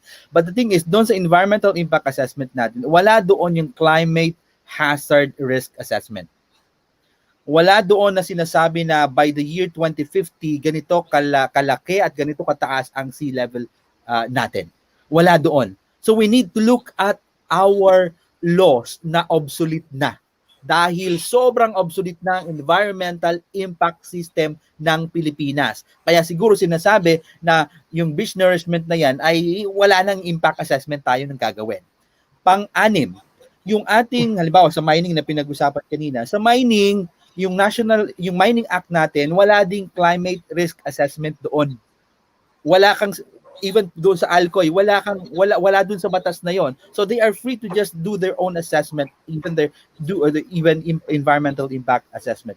But at the end, we really need to pass the National Land Use Act proposed law na sobrang tagal na, more than 20 years. As long as na wala tayong ganoong national policy na magka-classify ng mga sustainable land use natin, hindi natin ma-resolve ito. Para lang mga kabuti, yung ating mga infrastructure, the Bulacan Aeropolis, yung at marami pang iba, yung Manila Bay Reclamation Plan, etc. Dahil wala tayong national land use policy. Thank you.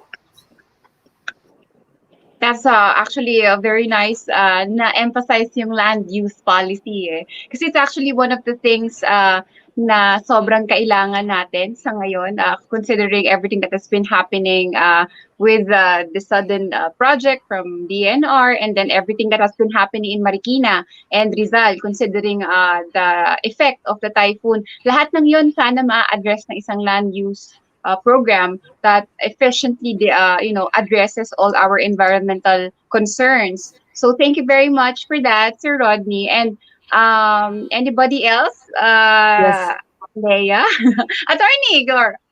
Yes, I'd like to add, points well taken by Rodney. Yung Environmental Impact Assessment System Act, si President Marcos pa ang nag-enact noon.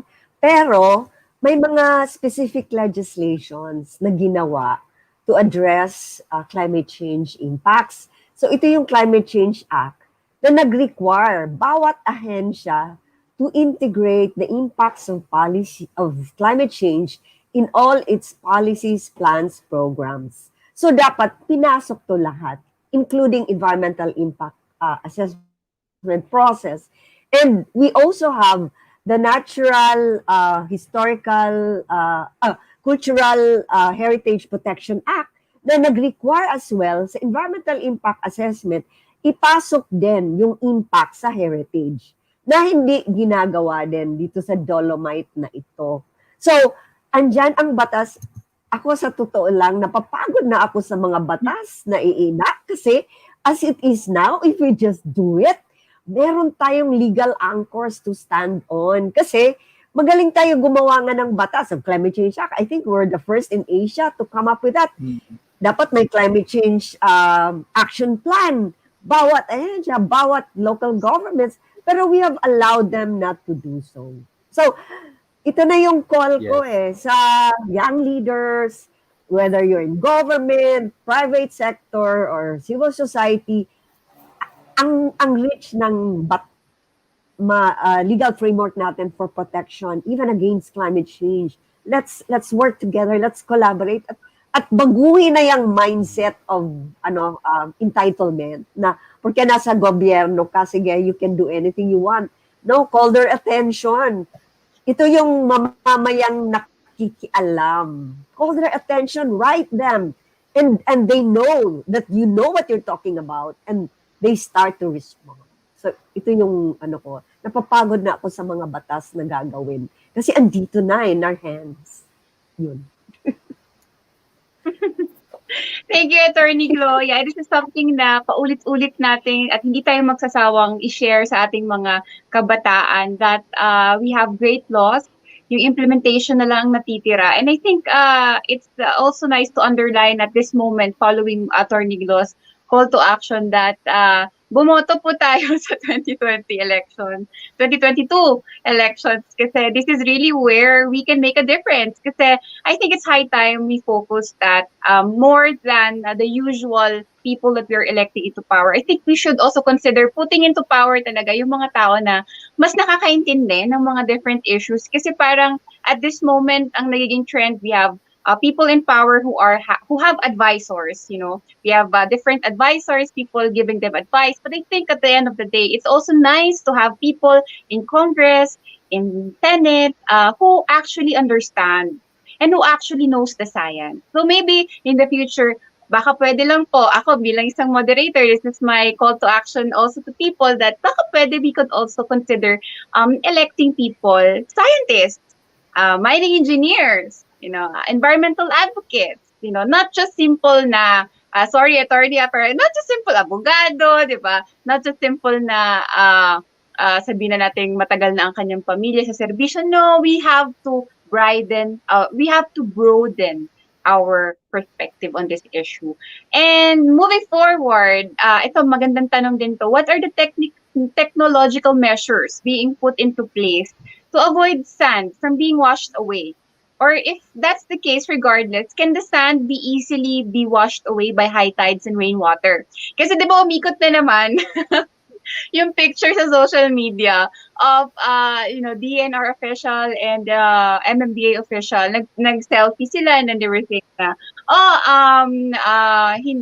dolomite lang ang matibay. Is that correct? Dolomite lang malakas, they were not washed away daw. And I think there were a lot of comments about the sensitivity of the issue, but I think it's also a good reminder to everybody. Ano nga ba yung issue natin sa wash in wash out ng sand na ito?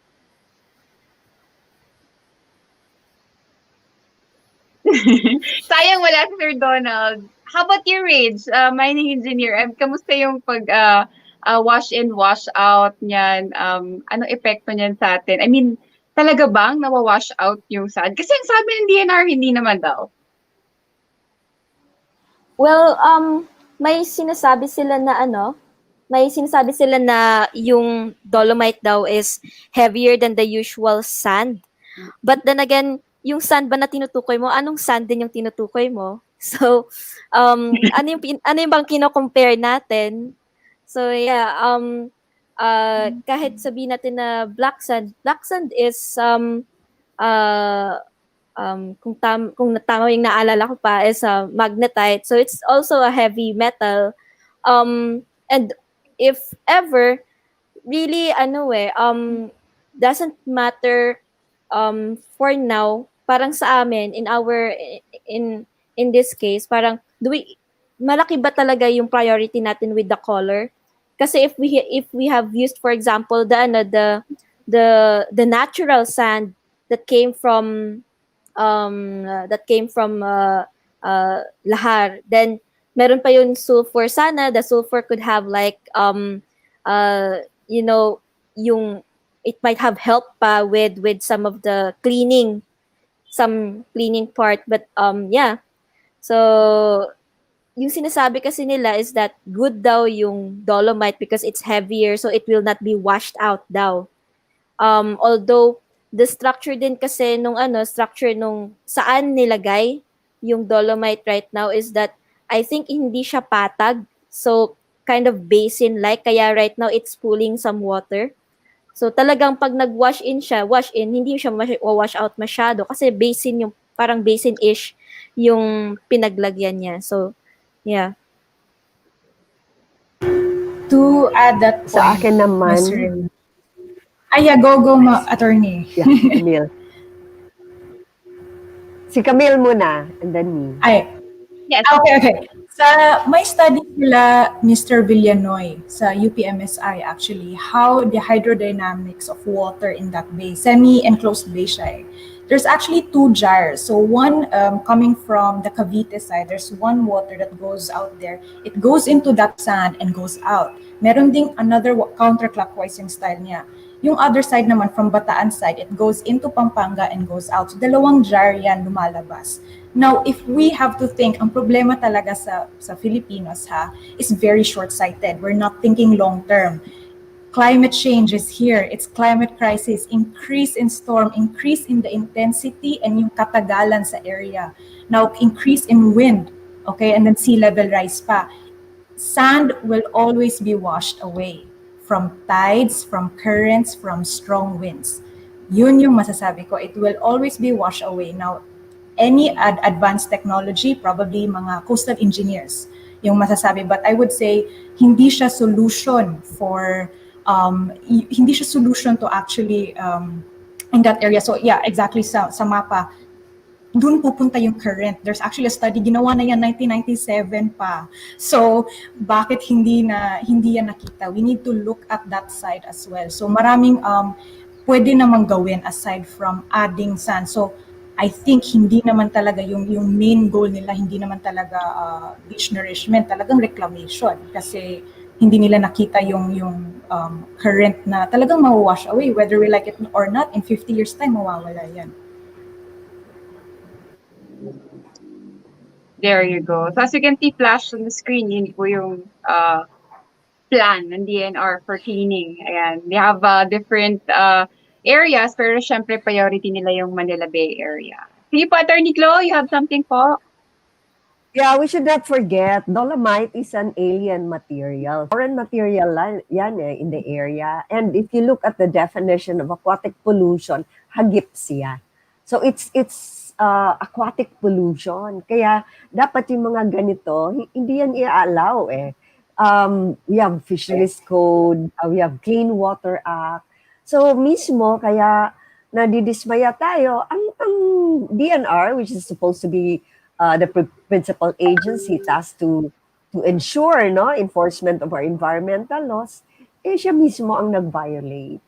So that's why we also sought the assistance of the Bureau of Fisheries and Aquatic Resources na tingnan to ng maayos kasi that will also encourage other local governments, for example, to just do the same, and that has terrible repercussions on the marine ecosystems. Kaya that's why we are not in any way convinced na having that dolomite there is the best thing to do for Manila Bay. Marami na ngang pressures dyan. It used to be the second richest fishing ground in the country. Now it's,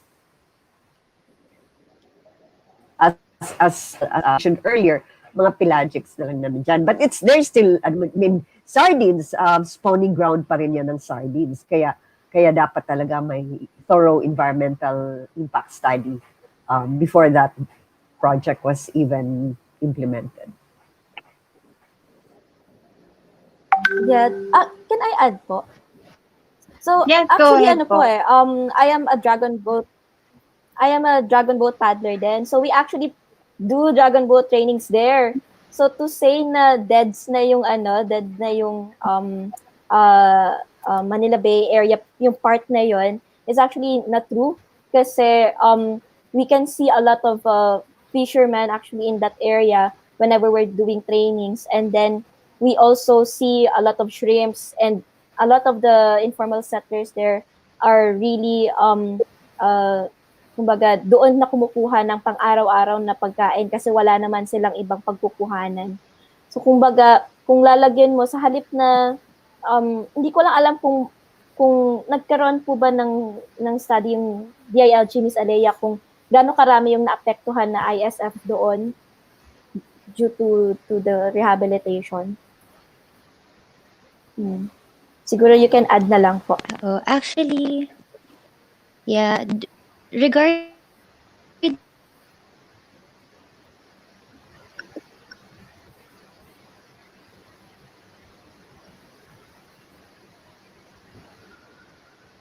Parang nag-freeze si Miss Arca. While we're trying to get her back, I would like to kind of add to what Rage was saying, right? Kasi ako coming from a layman's perspective, ano nga ba yung criteria para masabi nating patay na yung biodiversity doon? Kasi paulit-ulit sinasabi it's dead na. A lot of people are saying it's dead, dead, dead, but no one is really coming forward with concrete criteria saying na patay na siya kasi number 1, number 2, and then number 3. But we're not seeing that, and then we have people saying it's still alive. So parang 'di ba, parang dapat siguro i-clarify din ito ng DNR what they meant when they said patay na yung biodiversity. And si Miss Arca. Yes, Miss Arca. Welcome back. I hope you are back.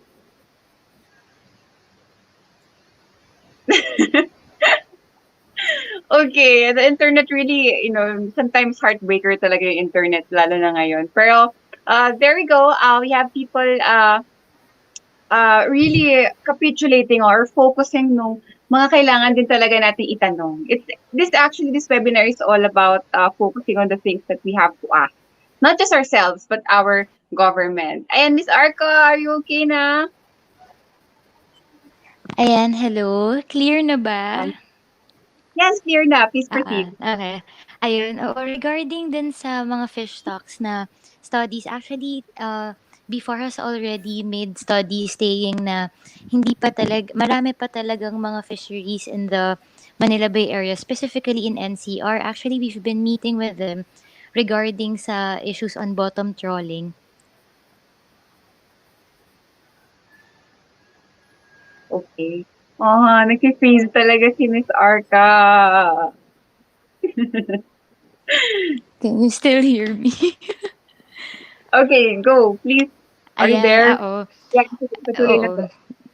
Oo. So, ayun, regarding dun sa the fact nga that NCR is one of the biggest, madaming violators ng bottom trawling, could be an indicator na talagang marami pang mga potential na pwedeng makuha sa Manila Bay. So, I guess that's just what I want to point out regarding din sa existence pa ng mga fisheries resources in NCR specifically. Kasi I think it's a common notion to say na wala nang makukuwang fisheries na or mga isda sa NCR. As to the question regarding informal settlements, so I'm not sure if there are informal settlements talaga affected in the area where the Dolomite project is to be situated or is situated right now. I don't think there is kasi it's part of the Baywalk. But yung areas kasi where ISFs are located are nasa ibang areas siya. So while continuous naman yung mga relocation projects of our LGUs, I'm not sure lang if BSFs affected by the Dolomite project itself. Ayun. Okay. Ayun. Okay, yeah. Thank you very much, Miss Arca, for that insight. Yeah, it's very important talaga na makonsider natin yung lahat ng to. And it's nice with this webinar, you can see talaga no, yung different aspects. Na ito yung ini-imagine ko siguro kapag nag-discuss about an environmental project sa loob ng conference room ng DNR. Right? I mean, we have people really considering the different aspects. Ano ba, how about DILG? How about the environment side? I think that's very nice what we're doing right now. And our next question actually is about the Clean Water Act. So, Attorney Glo, baka I think this is well suited for you because the Clean Water Act prohibits the discharging and the depositing of any kind of substance that may cause water pollution or disrupt the natural flow into the bodies of water and along the margins of the surface water. What do you think are the legal implications of the dolomite sand disposal? Uh, can any case be filed for this one? Yeah, it's one of the laws na violate apart from fisheries code, maraming batas. Yeah, posible ma-file ng kaso. Para it's also one way of mainstreaming protection talaga of our waters. Ito yung I mean, I remember there was a professor from MSI na sinabi na Manila Bay is the dirtiest water in the country. So, kaya kailangan, sana nga, yun ang inuna, looking at the source of the problem and finding solutions for that instead of something which just visual na hindi naman forever maglast. Alam natin yun.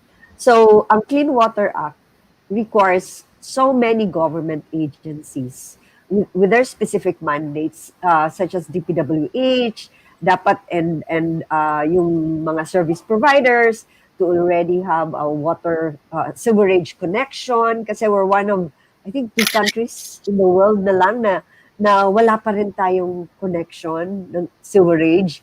So that should be a priority. And then bawat local government should also come up with this local water quality management plans. Ginagawa ba yan? Just like Clean Air Act, ganun din.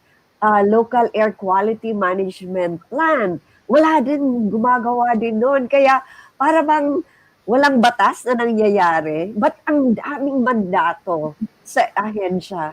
So, well, example, we work with DILG. Alam namin, DILG comes up with implementing guidelines, protocols, pero ang implementation at the local level, yan ang issue na yan. So again, babalik ako sa ano natin, there are areas in other countries of the world such as I think Jakarta, I think, na because polluted na yung river nila, alam mo, ang mga estudyante, ginawa nilang project, kumukuha sila ng tubig doon sa river na yon, dinadala nila sa gobyerno. Sila mismo ang nagtitest kasi may testing kits naman. Dinadala nila. So that really created a change in the behavior of the business sector, the households, because napahiya yung mga matatanda na hindi nila ginagampanan yung mandato nila. So maybe we have something like that to steer engagement and action from our people. So anyone can do it. And I hope gawin natin yan para magising lahat. Oh, thank you very much for that, Attorney Glo. I completely agree once again that mas marami talaga medyo yung naging initiative ng mga kabataan, lalo na sa panahon ngayon. And I think we need more communication between the various generations, you know, more communication. Dapat tigilan na natin yung pag-variate, pag-compare, even with the different members of, even with the administration opposition, I dare say, na siguro dapat tanggalin natin yung comparison so that people can work more efficiently together. I think politicizing anything and everything is doing more damage than good. This is the administration that we have. And I think moving forward, we must do our best to just assist, help, and support. Tama na siguro yung pagpopolitika ng mga bagay-bagay kasi ang kailangan natin dito, decisive action, wherein they don't feel attacked. And I think that the best way we can do that is to really cooperate with each other. So, medyo time check, it's 11:56. We're almost at the end, but I really want to ask this question. Kasi may connection to dun sa mga environmental laws that we have. Is the DNR qualified to undertake its role in decision-making processes regarding the environment, given the fact that its previous actions include planting an alien invasive species in a reforestation project, as well as the validation of the renewed operation of mining firms? Now, if not, sino ba? Sino ba ang dapat mag-undertake ng role na ito? This is a very important question considering that the DNR is actually one of the agencies that we are depending on or expecting to really protect the environment. Now, when the DNR, sabihin na natin na they really need help also with this. Dahil mukhang kailangan po nila ng tulong. Sino po ba ang pwede nilang pagtuunan ng kanilang pansin or pwede nilang hinga ng tulong sa tingin niyo po? Tayong lahat. Those, especially those embedded with the knowledge, I mean, and experience, should really, kaya nga kailangan mga pakialamera tayo eh. Kasi alam natin na, well, there's no such thing, there's no honor in being just a storehouse of knowledge. We have to share it, and we really have to reach out, call their attention, or invite yourself to participate.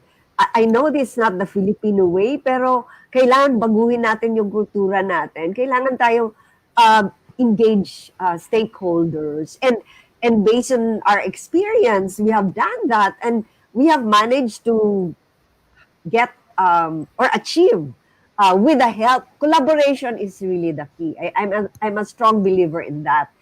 Law, science, communications, engaging with decision makers, and also especially the people, those in the communities. Kailangan yan. So that's why we don't give up. Ang feeling ko personally, hindi pa natin nagawa ang lahat. We should never give up. And like ngayon, itong platform na ito, wow, I got to know so many, our young leaders, kayo lahat, na importante to sa kampanya natin. We really have to work together and fight and ensure climate justice for all. No one is being left behind. Hindi lang yan slogan, but we should believe it in our hearts. Yeah, thank you for that, Attorney Glo. I agree with you. Tayong lahat, we all have the right na makialam. Pero siguro I would also like to share with that question, kasi one of the things na I used to work in Congress, and one of the things that one of my bosses who used to be the chair of Climate Change Committee said is that the Climate Change Commission could also be converted into previously right now kasi they have their mandate is for policy, right? Policy making, ganon. They were thinking or exploring the aspect of giving them regulatory, or in fact kahit sana some aspect of trying to enforce environmental laws. Kung medyo nahihirapan ng DNR and DILG, considering the DILG is also involved in a lot of environmental laws, like for example solid waste management, I think that the Climate Change Commission could be given a bigger mandate in trying to implement these laws. Sige po, thank you very much to everyone. We're almost done. Pero our last question, which will wrap up everything, is moving forward, what do you feel? I will be asking each panelist, what do you feel is the next steps that we could do, considering the situation with dolomite sand still in place? What mitigation or adaptation measures can we push for, or what else could we do as we move forward? As young people, what advice could you give us moving forward? Dahil bukas andyan pa rin ang sand na yan, what can we do really? So I think we can do Patricia, it. Yes po. We can proceed muna with first and foremost, listen. Always listen. Be transparent. Marami pang mga mabubuti at magagaling na mga empleyado ang DNR. We are working with them. Maraming mga mabubuting empleyado ang pamahalaan.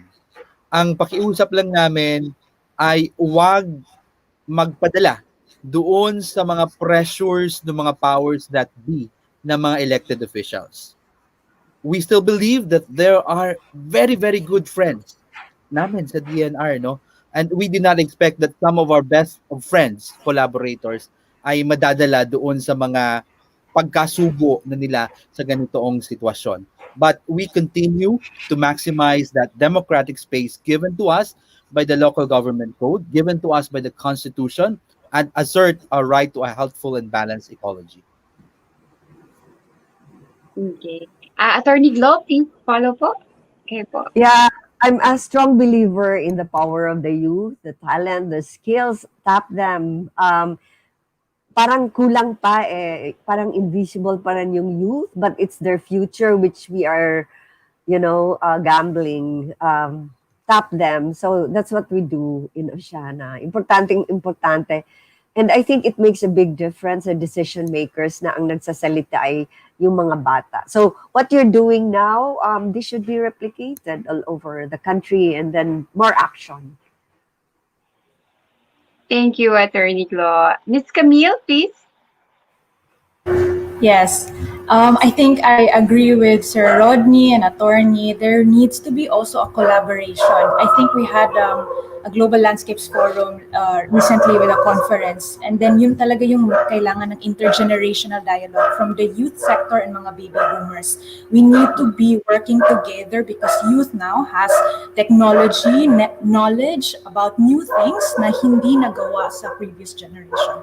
So I think we need to really voice out and speak out what our sa youth na magagawa namin. So give us the space for that. I think that's what I needed, and every youth also. Thank you very much, Ms. Camille. And last but not the least, Ms. Arca.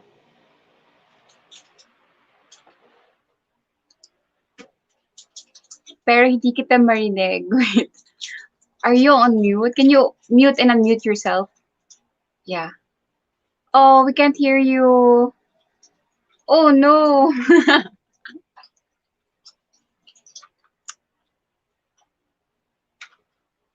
Wala pa rin.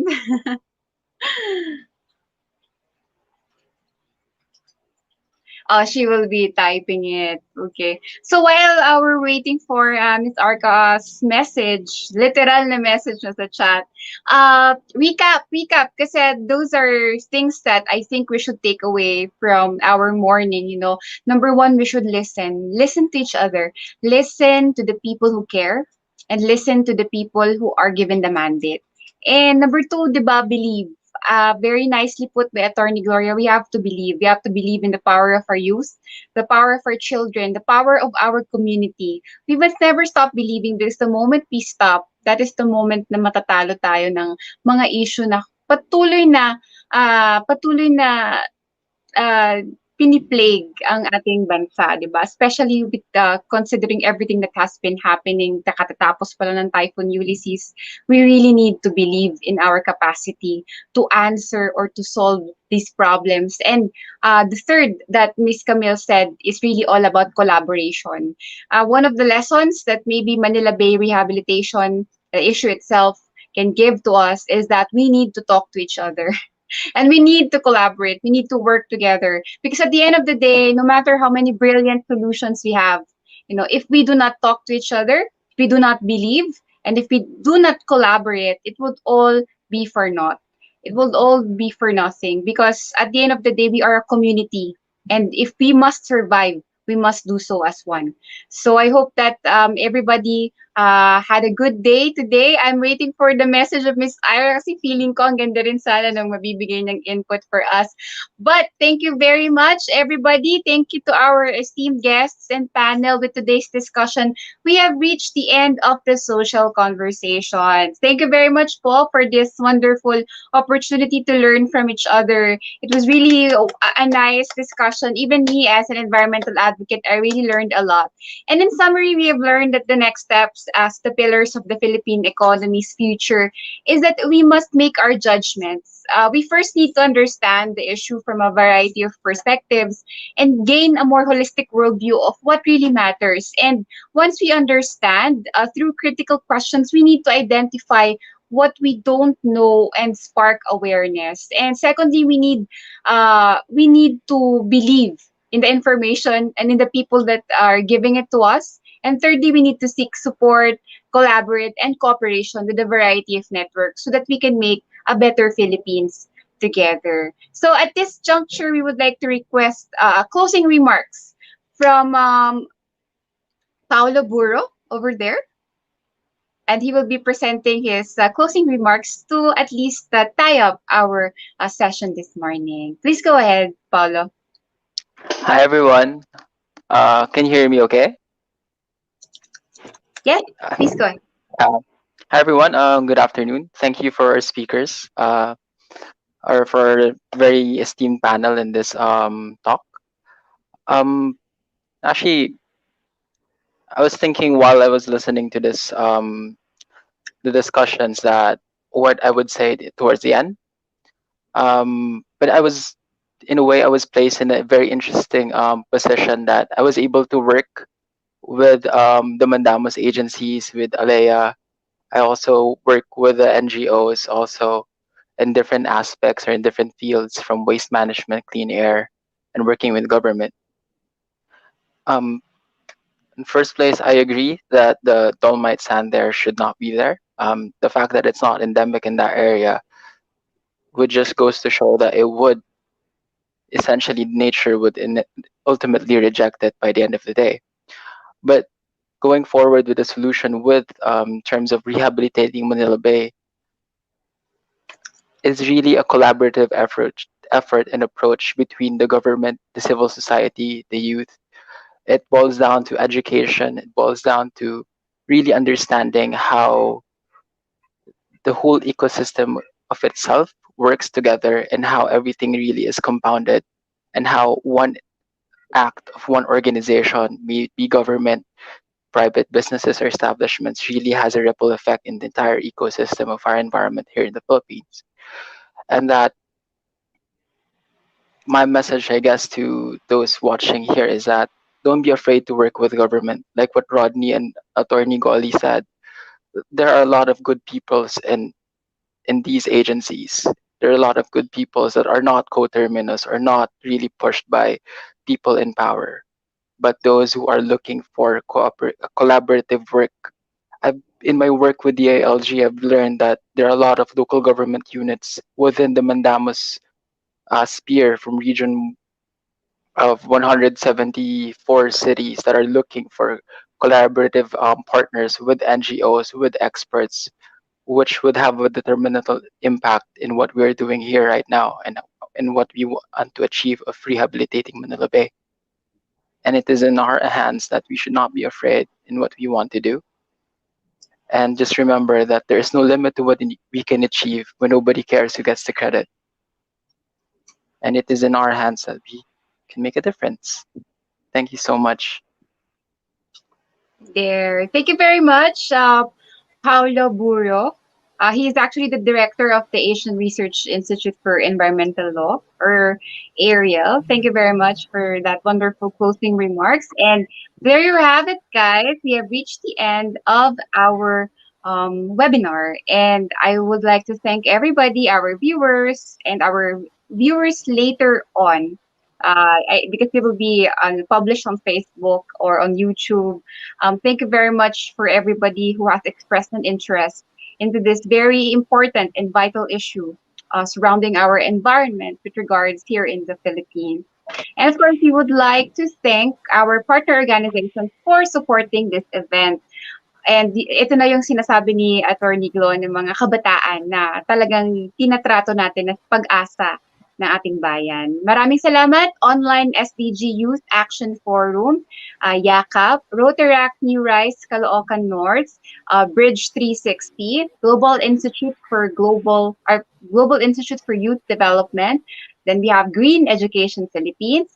We have PUP Taguig Junior Marketing Association. Then we have SK San Rafael Rizal. Then Sigaw ng Kabataan Coalition.